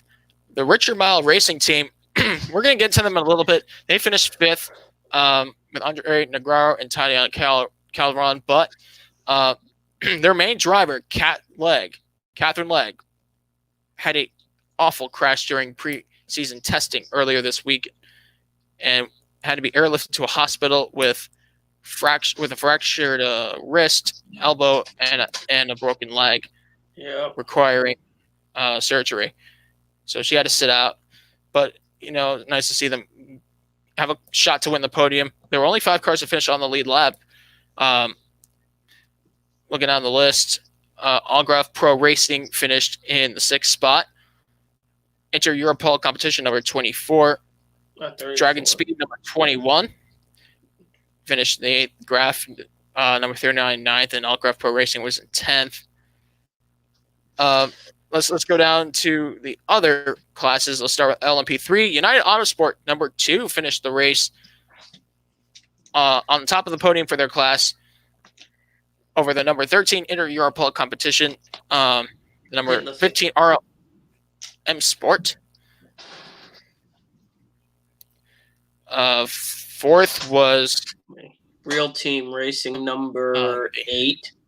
Then Then after that is the number 9 Graph Racing car, and then right behind them is the number 11 Euro International Ligier, the highest, and then another an LMP3 car, 18th overall, United Autosports number 3. Nielsen Racing number 10 finished 21st overall. BHK's number 6, BHK Motorsports. Yeah, I'm just looking through, and and highest. Then after. Oh yeah, Daniel Pinkham. You did say they had their first race this year at Fuji. I believe Nick Cassidy was part of the winning team. Yeah, if I'm not mistaken. Okay, then we have. Let's get to LMG. Yep, the highest, the 77 Proton competition.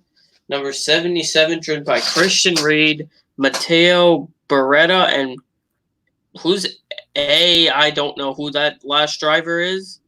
Picarello, don't know his first name, won over the number 74 Kessel Racing driven by Bronies-Zweski.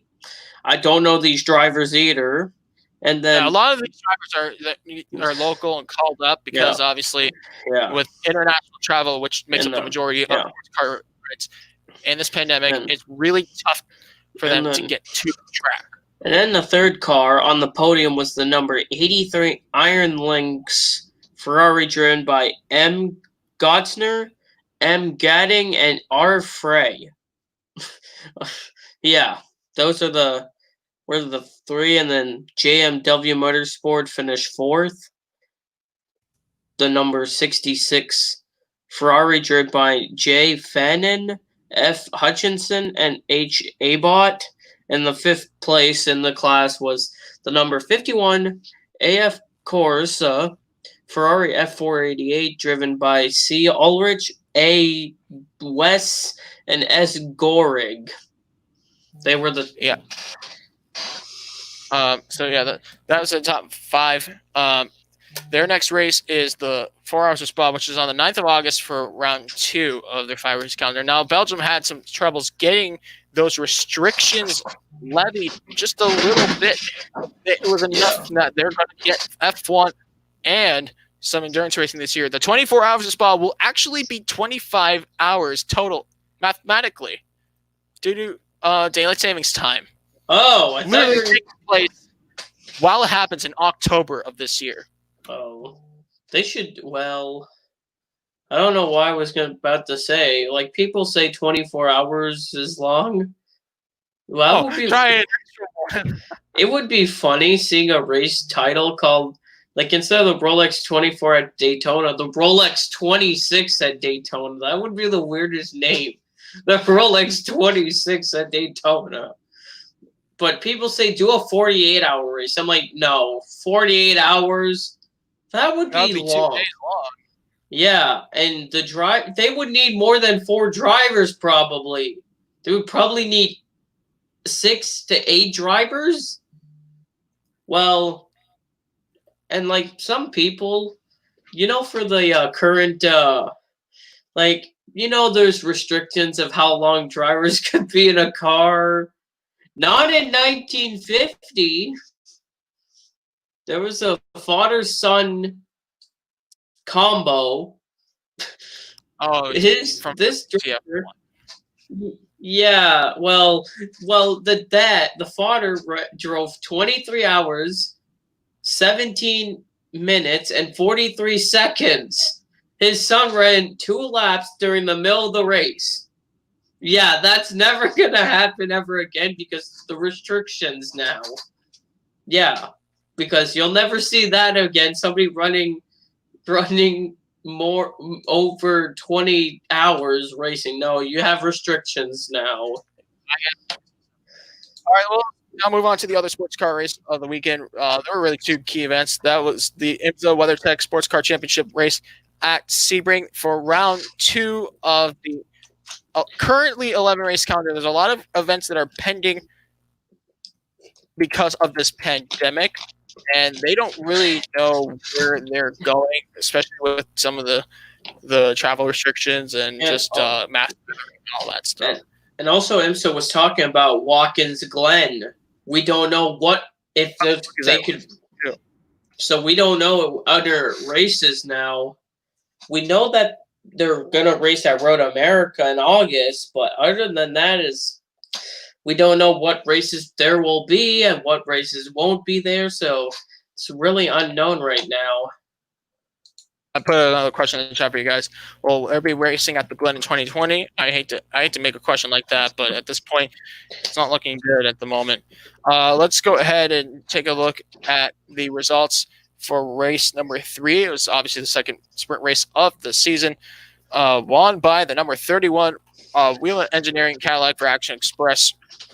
This is a great story because Philippe Nasr, on the way to Daytona, was sidelined because he tested positive for COVID-19 and had to sit out the race while co-driver Pipo Derani was was in the car. Obviously, that it was just a horrible situation, and very, very, it's very trying.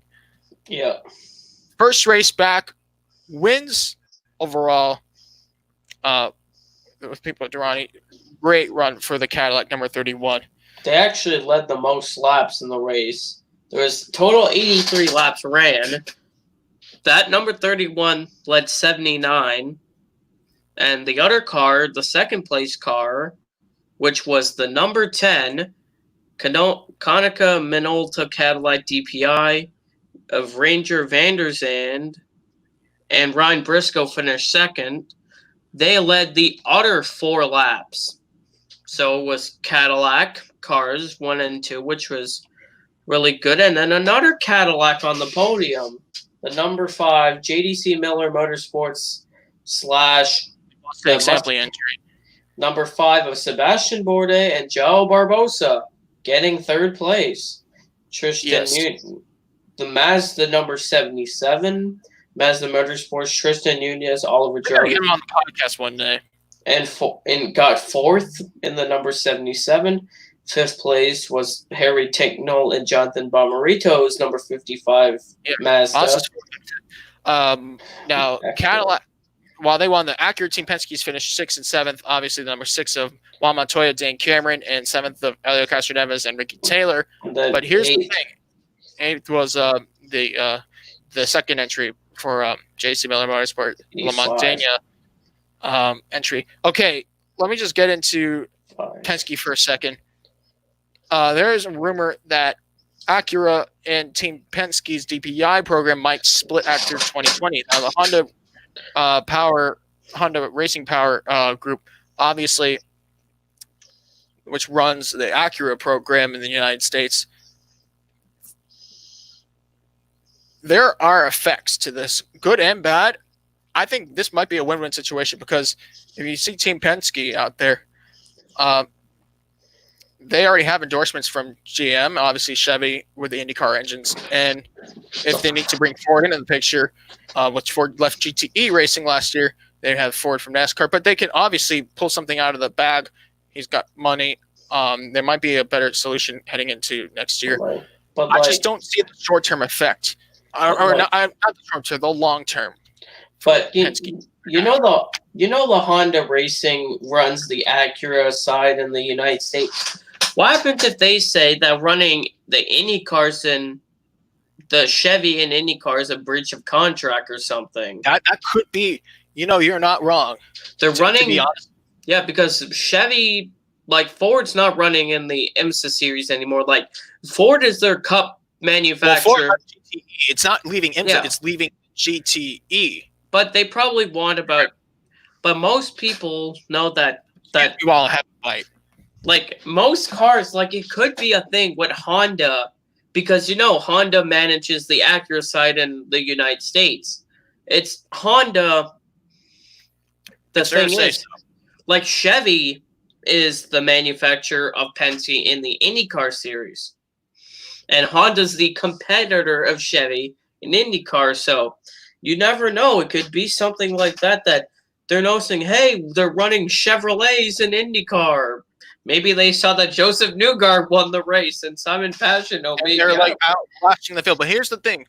Yeah. General Motors, of course, Chevy, right? And Cadillac. There's Cadillac's obviously outlasting the competition in the DPI class. But here's the thing. Yeah. They could move to Cadillac, or because they share the same power plant for General Motors. Yeah, but there might be a door open for a new brand coming into the picture that may or may not have any affiliations. We'll have to see. Porsche worked with Penske back in the years of the ALMS series, American Le Mans series, back in the mid to late 2000s, and they had some decent success. So I think there is a door open on that end if Porsche wants to, build the prototype again and not spend as much like they had to with Le Mans, then maybe there's an option into the United States. But here's the thing. Porsche's factory-owned team is leaving the U.S. And I think they're going to be gone short-term because of costs. But Penske will put his side of the plan for dollars if he needs to. Yeah, like Team Penske obviously has money because they bought damn Indy and the IndyCar series, and they've been in racing for over 55 years. Yeah, they've been in racing. They've been in IndyCar. They've been racing.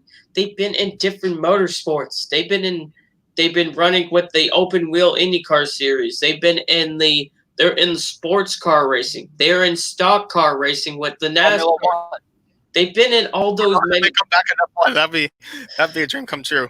Well, that means there'll be 2 American teams on the grid, not just Haas. It'll be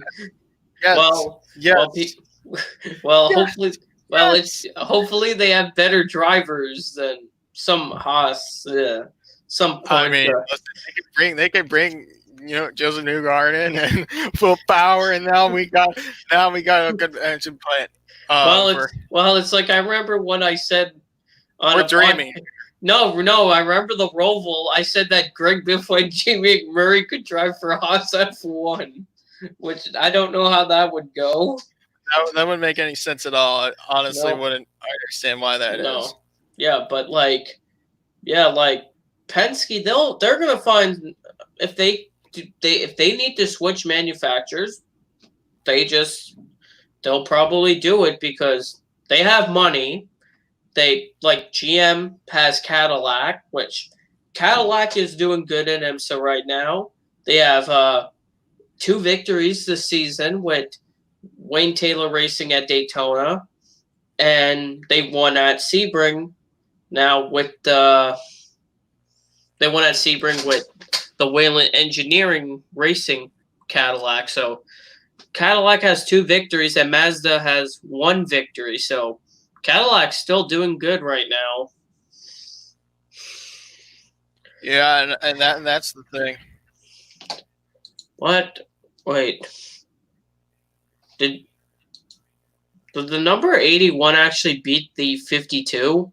According to the results, it says 81 ahead of the 52.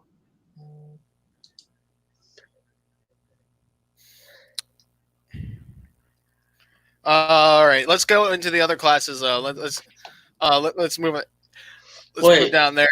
Did somebody in LMP2 get penalized? Yes, it was the number 8 Dragon Speed gear team. They finished first, but due to drive time restrictions being disobeyed, they were excluded from the results and had fifth. But why does it say this? It still says they're 9th overall. That should be the 52. If the 81, also, the 81 got a penalty as well. Yeah, the 52. Yes, the 52 is actually the winner. I take that back. Yeah, I don't understand why they still have the 81. The 52 won over the 38, basically, and the 18 finished 3rd. So that means the 81 basically finished last of the LMP2s and 4th. Yeah, that so the 51 finished over the 38, and then the 18, and then the 81, and the 81. Yeah, so good job for the PR1 Matheson team. Oh, Spencer Pickett was one of the drivers. Okay. Yeah, Spencer Pickett, who races part-time in IndyCar now. He got they had cars in Europe and here in the States at Sebring. Yeah. Okay, after the 4. ETL, let's get to the 6 cars that race in the heat. Corvette Racing. 1, 2. What else can I say about them? They're just unstoppable. Yeah. Oliver Gavin, Tommy Milner over the 3 Corvette of Antonio Garcia and Jordan Taylor. 3rd place was the number 912 Porsche, driven by Earl Bamber and Lawrence Fantor in 3rd. 4th place was the 25 BMW Team RLO. BMW of Connor De Filippi and Bruno Spengler. 5th was the 24 BMW, driven by Jesse Krohn and John Edwards. And the last place driver in 6th place was Nick Tandy and Fred McWickey in the number 911 Porsche. Those were the 6 GT-LM cars. Okay. GT Daytona, there was GTD, obviously the class that has the GT3 cars. Oh, Once wait. again, the number 12.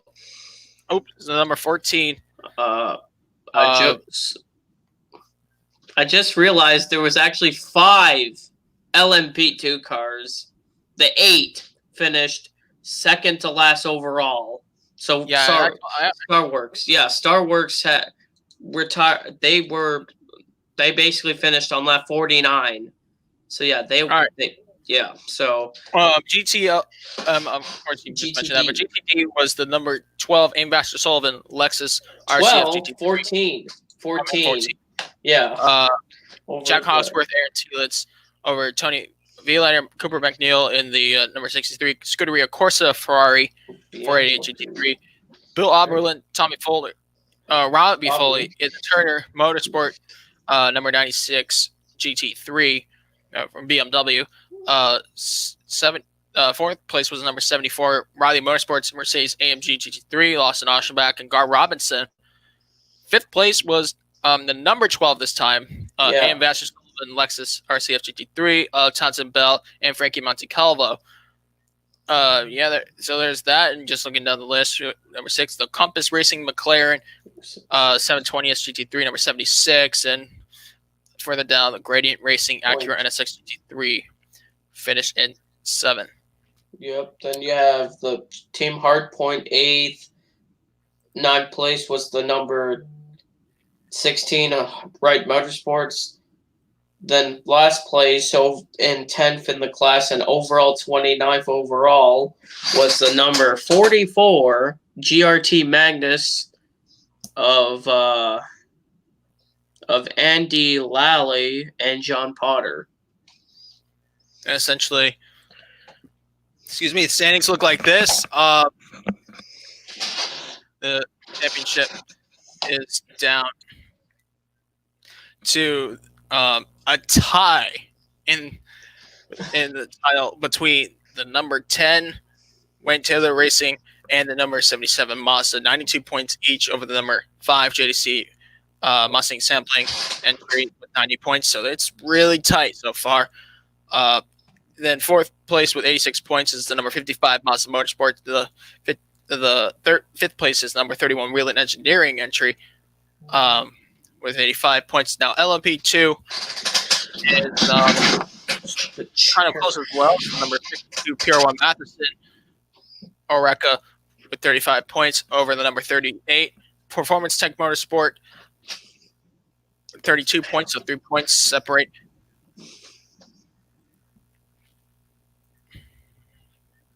Danny. How's it going, Danny? Greetings and salutations, everyone watching the Below the Yellow Line podcast. Sorry I'm late, you guys, but I was spending a little time with my niece today. Because it's her birthday today, her 13th birthday. Happy birthday from all of us at World Racing Media. Yeah. Thank you. We were at LMP2 points. The number 18 Era Motorsport is third, so 5 points up in the top 3. Tower Starworks Motorsports is fourth, 28 points in. Dragon Speed took a big blow by getting excluded. They're fifth with 26 points.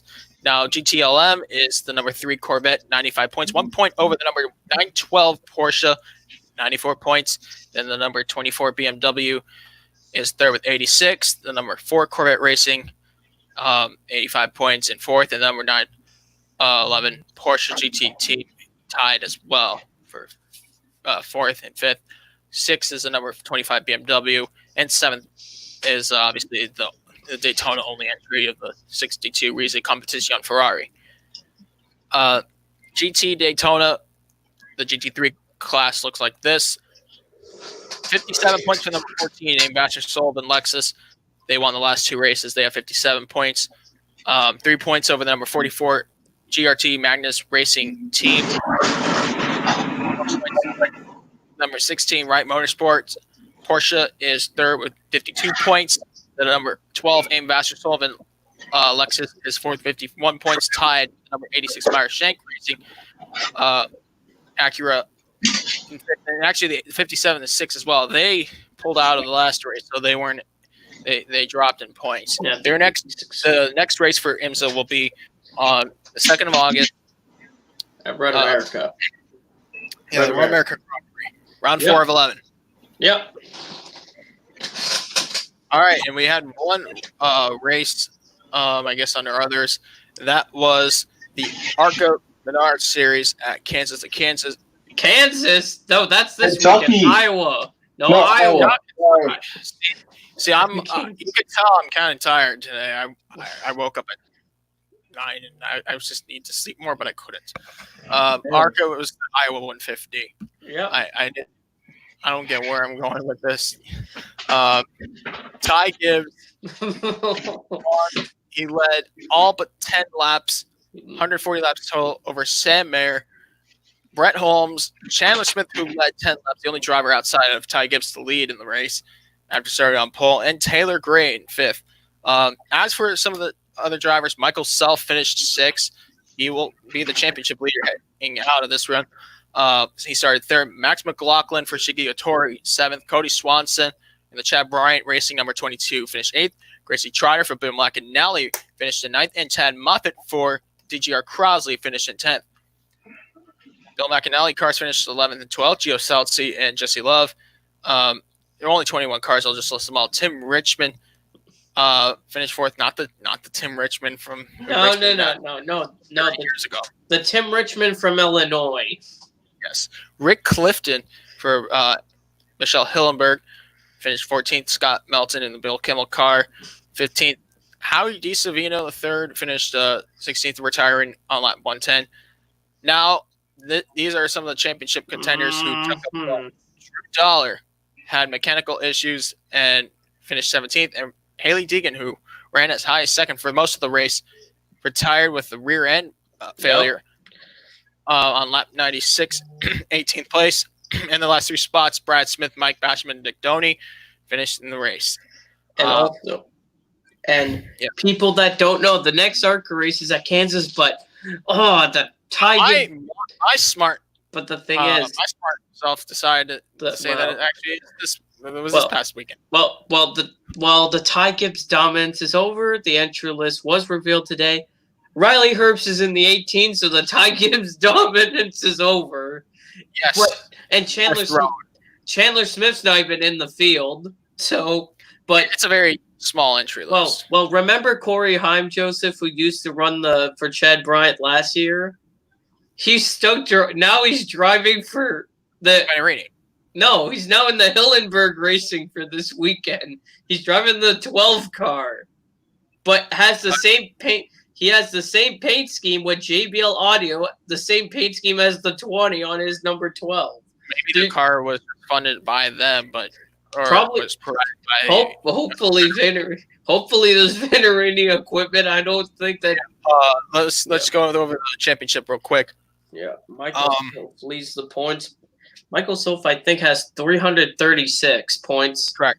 Second place is Brett Holmes with 317. Brett Holmes takes over 2nd. Drew Dollar is 3rd with 303 points, I think. Wait. It's 303 minus 33 from the leader. And then 4th, Haley Deegan's dropped to 4th in the standings. And minus 36. And then, they're still uncertain over Tad Moffitt running the full season, but it looks likely that it's going to happen. And also, owner championship, it's Coy Gibbs has 10 points over Coy Gibbs has 10 points over Kathy Venturini's 25. Billy Venturini's 20 car is 3rd. The 18, if Riley Herbst could do a good result, so the 8. I accidentally called Riley Herbst Coy Gibbs. Coy Gibbs, the Coy Gibbs 18, because he's the owner of the 18, that 18 team is really showing what it has right now. Yeah, especially with that 3rd generation driver. Ty Gibbs, it's wow, he's actually doing good. They'll be back this weekend at Kansas for round 8 of 17. Yep, Friday night. Yeah, Friday night. Right after remember, the trucks have 2 races, so right after the truck race on Friday, the ARCA race is at 10 p.m. Eastern. A late start for people in the East Coast, but people in the West Coast, they don't have a problem. For them, it's So the Cup Series is on a Thursday. Yep, Cup's on Thursday. Which starts at what time? That starts at 7:30 Eastern. Okay. Yep. Yeah, let's go over preview races. We don't have much. I mean, we had an action-packed race weekend, but obviously this week we don't have too much. We got the Cup Series race round 19 of 36, Kansas 400, Xfinity Series Kansas 300, round 17 of 31. Wait, Joseph, it's not 300. That's in the fall for Kansas. It's 250 now. 250 miles. Yeah. And the NASCAR Truck Series will have the Kansas 250 for rounds 9 and 10. Yep. Of 19. I don't know why. Round 4? I was about to say. I need to make more before the podcast. I was about to say round 4. No, that's not round 4. It's been a while since round 4. Round 4 was like Homestead. Yeah. All right. Yeah. Let's get back into this. First race was back in 2001. Last year's winners at Kansas for the Cup Series, Brad Keselowski and Denny Hamlin. Multiple winners. 3 drivers are tied for the most victories of all time. 3 wins, 2 of which can surpass Jeff Gordon, or Jimmy Johnson, or Kevin Harvick. Obviously, either Harvick or Johnson can do it. Yep. 3 wins for those 3 drivers. And then these drivers have 2 wins. A lot of them have 2 victories. Greg Biffle, Denny Hamlin, Matt Kenseth, Brad Keselowski, Joey Logano, Tony Stewart, and Martin Truex Jr. As for team victories for the spring race, I'm going to call it the spring race because it was supposed to be the spring race. Yep. 3 wins for Joe Gibbs Racing, 2 wins for Hendrick Motorsports and Team Penske. And as for the spring, quote-unquote, spring race, Kansas, 4 wins, most by a make by Toyota, 2 wins for Ford and Chevy, and 1 for Dodge back in 2011 with Keselowski. Keselowski has 1 to 2 wins here. Yeah, but Dodge is not going to win anymore. They're not in NASCAR. Sorry, Mike Herman fans. Sorry, Mopar fans. All right. Who's going to come out on top here? Okay. 8 races to the playoffs. You guys make your decisions. Okay. My pick, this driver, he has success at mile and a halfs that look the same. Yeah. And this driver, he does have a win this season. But recently, it's been a struggle. Since returning from the pandemic, he was 3rd in the standings after Darlington won the first Darlington race. He's dropped to 11th in the standings. This driver, he drives for Hendrick Motorsports in car number 88. Alex Bowman. Alex Bowman is going to win at Kansas. Because last year, he did good at Chicago. And remember Kansas last year? In the nighttime, he got 2nd. If he could have the same sort of pace like last year, I feel like he could actually get the win and get his 2nd win of the season.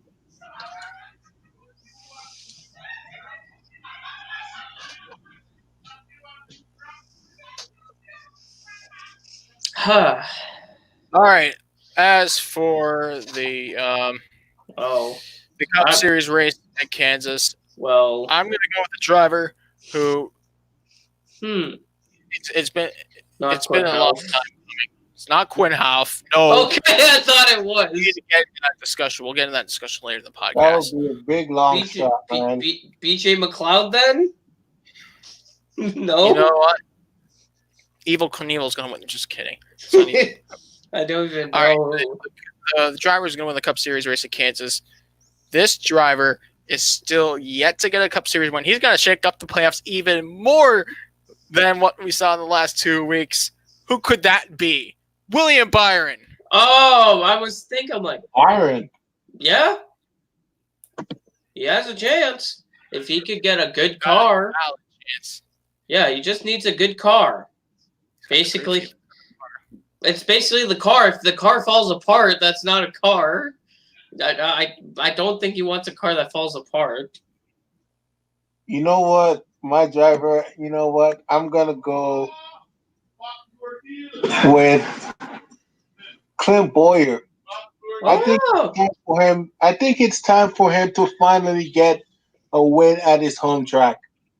It'll be a popular win to say the least. It is about that time.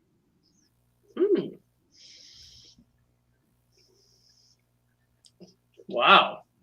Yeah, Clint Bowyer really wants to win at his home track. That would be really too. Yeah, and it would be a really popular win if he could win at his home track. Yeah.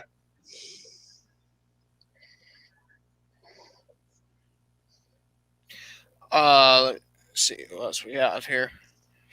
I think it was good for the Cup Series. Now, Xfinity Series in Kansas, it's not the Kansas 300, my bad. It's the Kansas 250. Yeah. Randy Jones won the race last year. First race held back in 2001. Jeff Green took the win. This is round 17, by the way. Most wins, 2 drivers, multiple victories, 4 for Kyle Busch, 2 for Joey Logano. They both came consecutively. Kyle Busch won 3 in a row. 2014, 2015, 2016 for Joe Gibbs Racing. And Joey Logano won 2 in a row for Joe Gibbs Racing, 2009 and 2010. As for team victories, Joe Gibbs Racing with 4, Roush Racing with 2. That 4th win, I forgot to mention, that was not a consecutive one. That was 2007 for Hendrick Motorsports. Most make wins, 9 for Toyota, 4 for Chevy, 3 Ford, 2 for Dodge, and a lone win for Pontiac. Who's going to win this race? Which driver, which team for the Xfinity Series? We'll go to Victory Lane in Kansas. There's one race. Okay. My pick. This driver, he currently drives part-time basis. He has, last season, he drove for the same team, got 2 top 5s and 3 top 10s and 6 starts. This driver hasn't been in a car in the Xfinity Series since 2019. This driver has ran full-time before. This driver drives car number 21. Kaz Gralla is going to win at Kansas. Vegas, okay. No, Kansas. You have Kaz Gralla winning this race. Well, he's good on the mile and a halves. If he could have a car that's fast, because he is in the top 12 in the points, like the owner points, if he could start up front and have good pit stops and all that, he has a shot. Indeed, he does. I got my pick. He may have been ridiculed this past weekend, but I know. First time winner, Riley Herbst is going to win at Kansas. Okay. Oh, that's a long shot. Yeah, that's interesting. Danny, what's your pick? Or who's your pick? I am going to have to go with Chase Briscoe winning another race. Yeah. I think he's been on a roll. Honestly, yeah. It shows. It really does show that he's been on a roll. Yeah. And if he keeps it up, he'll be probably on his way to the championship 4. Yeah, he is showing his talent. He's been really doing good this season with 5 victories already. He said he wants 8 victories this year. He has so far 5.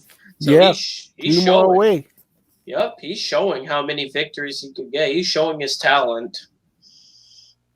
All right. With that said, we got one more race to still more double-header truck races. I forgot 2 truck series races. But let's talk about Kansas. These are rounds 9 and 10 of 19 race tour. For now, I don't know if it's 19 or not. We don't know yet. We're still waiting. Last year, Ross Chastain took the win. It was actually his first career win in the truck series. Yep. First race was back in 2001. Ricky Hendrick scored the win. Yep. As for drivers, 2 drivers have multiple wins at this track, Kyle Busch and Matt Crafton. As for teams, team victories more than any other team is Kyle Busch Motorsport with 4 wins over Roush Racing with 3, as well as ThorSport Racing. They both have 3 wins, Roush and ThorSport. Kevin Harvick Incorporated has 2 wins each there. As for manufacturers, most make wins, Toyota with 8, Chevy with 7. Chevy has a chance to tie Toyota if they win. And Ford has 4 victories. So, with that said, who will win race 1 for the Truck Series? Okay, my pick for race number 1 at Kansas. This driver, he drives for a good powerhouse team. But he's not full-time in the series. He's a part-time driver, but he races full-time in the Xfinity Series. This driver drives truck number 51. Brandon Jones is going to win on Friday night. Wow. Brandon Jones. He's been good at the mile and a halves. He's run second at mile and a half 3-4 times. But I feel like if he could have speed like at Pocono, like a good handling truck, he might win. He could get the win on Friday night. I concur. My pick will be a driver who will shake up the playoffs. Stuart Friesen. Oh, I thought you were gonna say somebody else. I'm like, when you said you said Stuart Friesen that started by an S. I thought you were gonna say Spencer Davis. I'm like, Spencer Davis is not gonna win in his equipment. I know he's 18th in the standings, but I know he's not gonna win for Spencer Davis.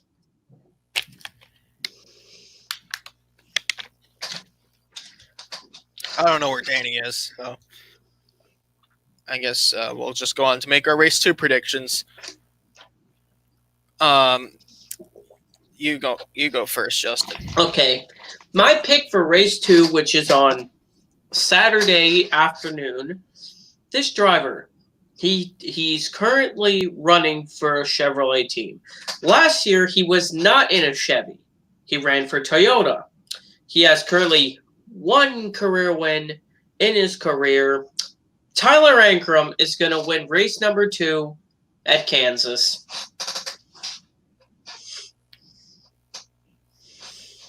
All right. So I said the playoffs are going to be shaken up, right? Oh, jeez. But wait, there's more. Oh, so Friesen, race 1. Yeah. Who's I race should wait more then.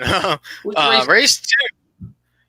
But hold everything. Race 2 will be Derek Kraus. Okay. Derek, if you're watching, I hope you are, and I hope you win. Okay, I thought you were going to say somebody else. I'm like, I thought you were about to say Natalie Decker. I'm like, no, don't do that. See, our money inspires me to make bold predictions because you make a bold prediction and it happens like Gasly getting podium. That's a very good prediction, eh? Whether he was in a Toro Rosso or a Red Bull, it happened last year in a Toro Rosso, not in a Red Bull. No, in a Toro Rosso of all cars. So I take his word on that. Danny, who are your 2 picks for the Kansas Truck Series weekend? Race 1 and race 2. Race 1, I'm gonna go with if there's a Cup driver in there. There's none. There's none. Okay. Thank God. I nearly was about to say Kyle Busch. Also, if you're watching this, please don't kill me. But I'm gonna go with Ben Rhodes for race 1. Okay. He hasn't won a race this year. He's been close. He has been close, and I'm gonna go with Austin Hill for race 2. Okay. All right, you probably made the most logistic picks compared to, because I don't know. I feel like I want to be bold, and that's my. I mean, listen, they're not that far from making the playoffs either. Well, for me, I picked Brandon Jones, which not bad, and I picked Tyler Ankrum. Tyler Ankrum's doing decent this year. All right, I think we got almost everything covered. By the way, Iowa, there is a slight conversation about Iowa possibly in danger. Yeah. I hope that's not the case. I really hope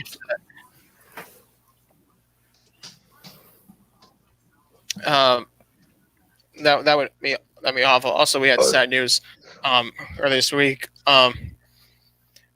Brabham, the Formula One team that was founded in 1962, the co-founder of the constructor, Ron Tarmac, passed away at the age of 95. Worked with, obviously, the late Jack Brabham to put that team together. Also, Brendan Gaughan was tested positive for COVID-19 obviously, we all wish them the best. So yeah, there is an updated entry list of the 2020 Le Mans 24 Hours. We'll get into that more in future podcasts as the race is expected to happen in late September of this year. But there's a lot of talk. Obviously, Rickware Racing is the newest team to pull out of Le Mans. The reserve entries have a chance to go in if they have the abilities to get there. Otherwise, they'll have to withdraw, like we've seen before. So there's that. Also, Chase Elliott won the NASCAR All-Star race this past week. The first ever running of the All-Star at Bristol. Yep. And with that, the two Elliots, Bill Elliott and Chase Elliott, are the two drivers that won the All-Star race outside of Charlotte. Bill won it at Atlanta in 1986, and now Chase 2020 at Bristol. And no, Chase Elliott did not cheated. People are saying he did. People are cuckoo. Oh yeah, and I want to go ahead and I have a few words for some of these guys that on social media, because first of all, let's get into the incident here with Quinn Houff, and I want to close the podcast pretty soon. Let's start off with Quinn Houff. Was trying to enter pit road with some of the drivers on the bottom, and it had a very controversial incident on the racetrack, which was really similar to the J.J. Yeley Mark Martin incident back in Charlotte in 2006 while Mark Martin was racing for a championship. And obviously, J.J. Yeley was released from his ride at Joe Gibbs Racing and never really had that kind of equipment in his career ever since, even though he's still racing today. Yeah, he's driving for the Rickware Racing.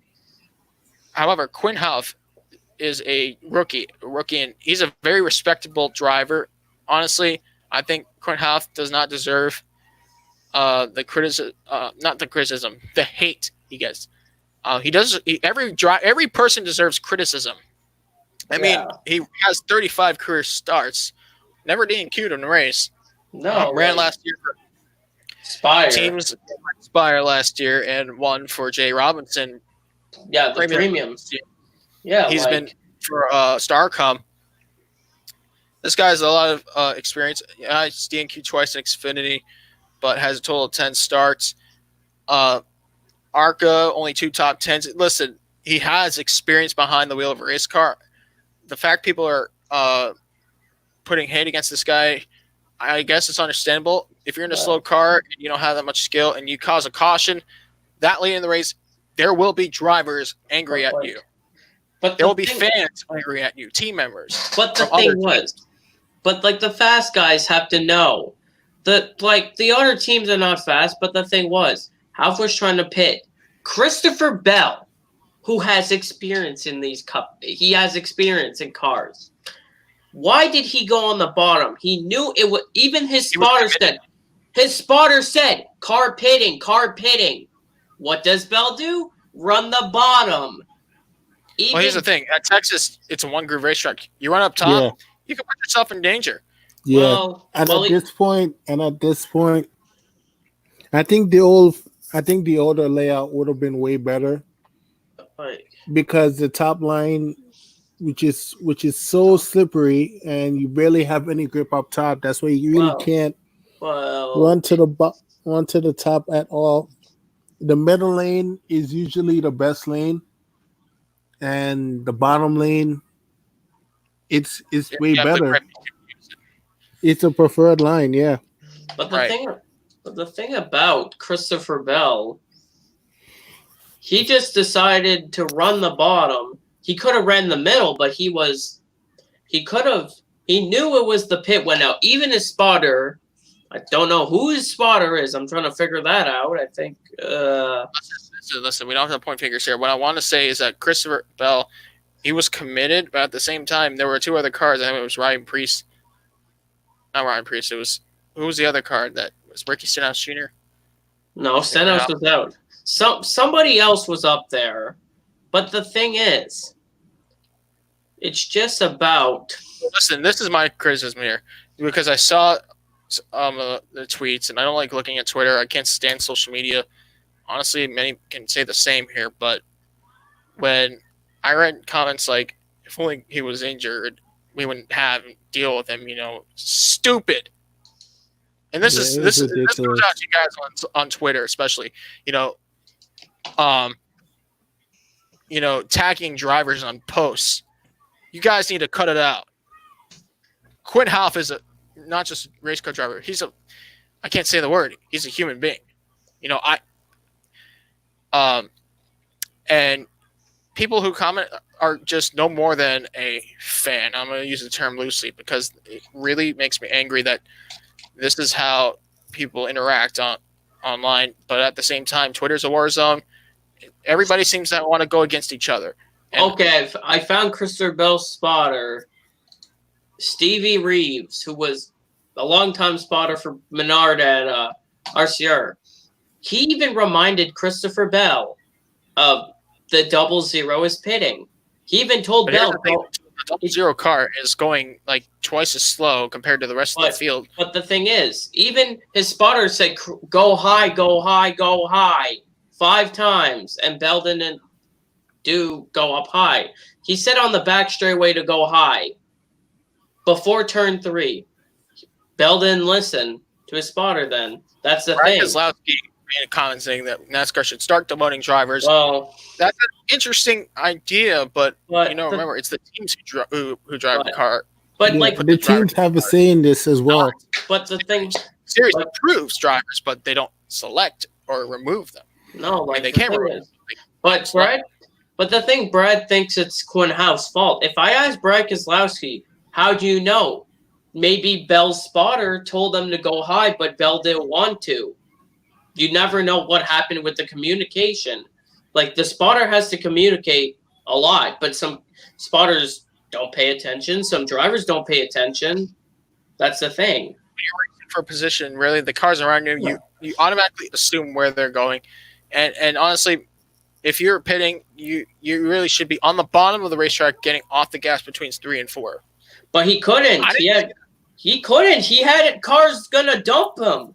There was like Bubba Wallace. I didn't see he had a blown tire or anything. Yeah, but let me get back to my point here with the fans. And I see some dumb comments about Austin Dillon when he was in the infield care center, which was true.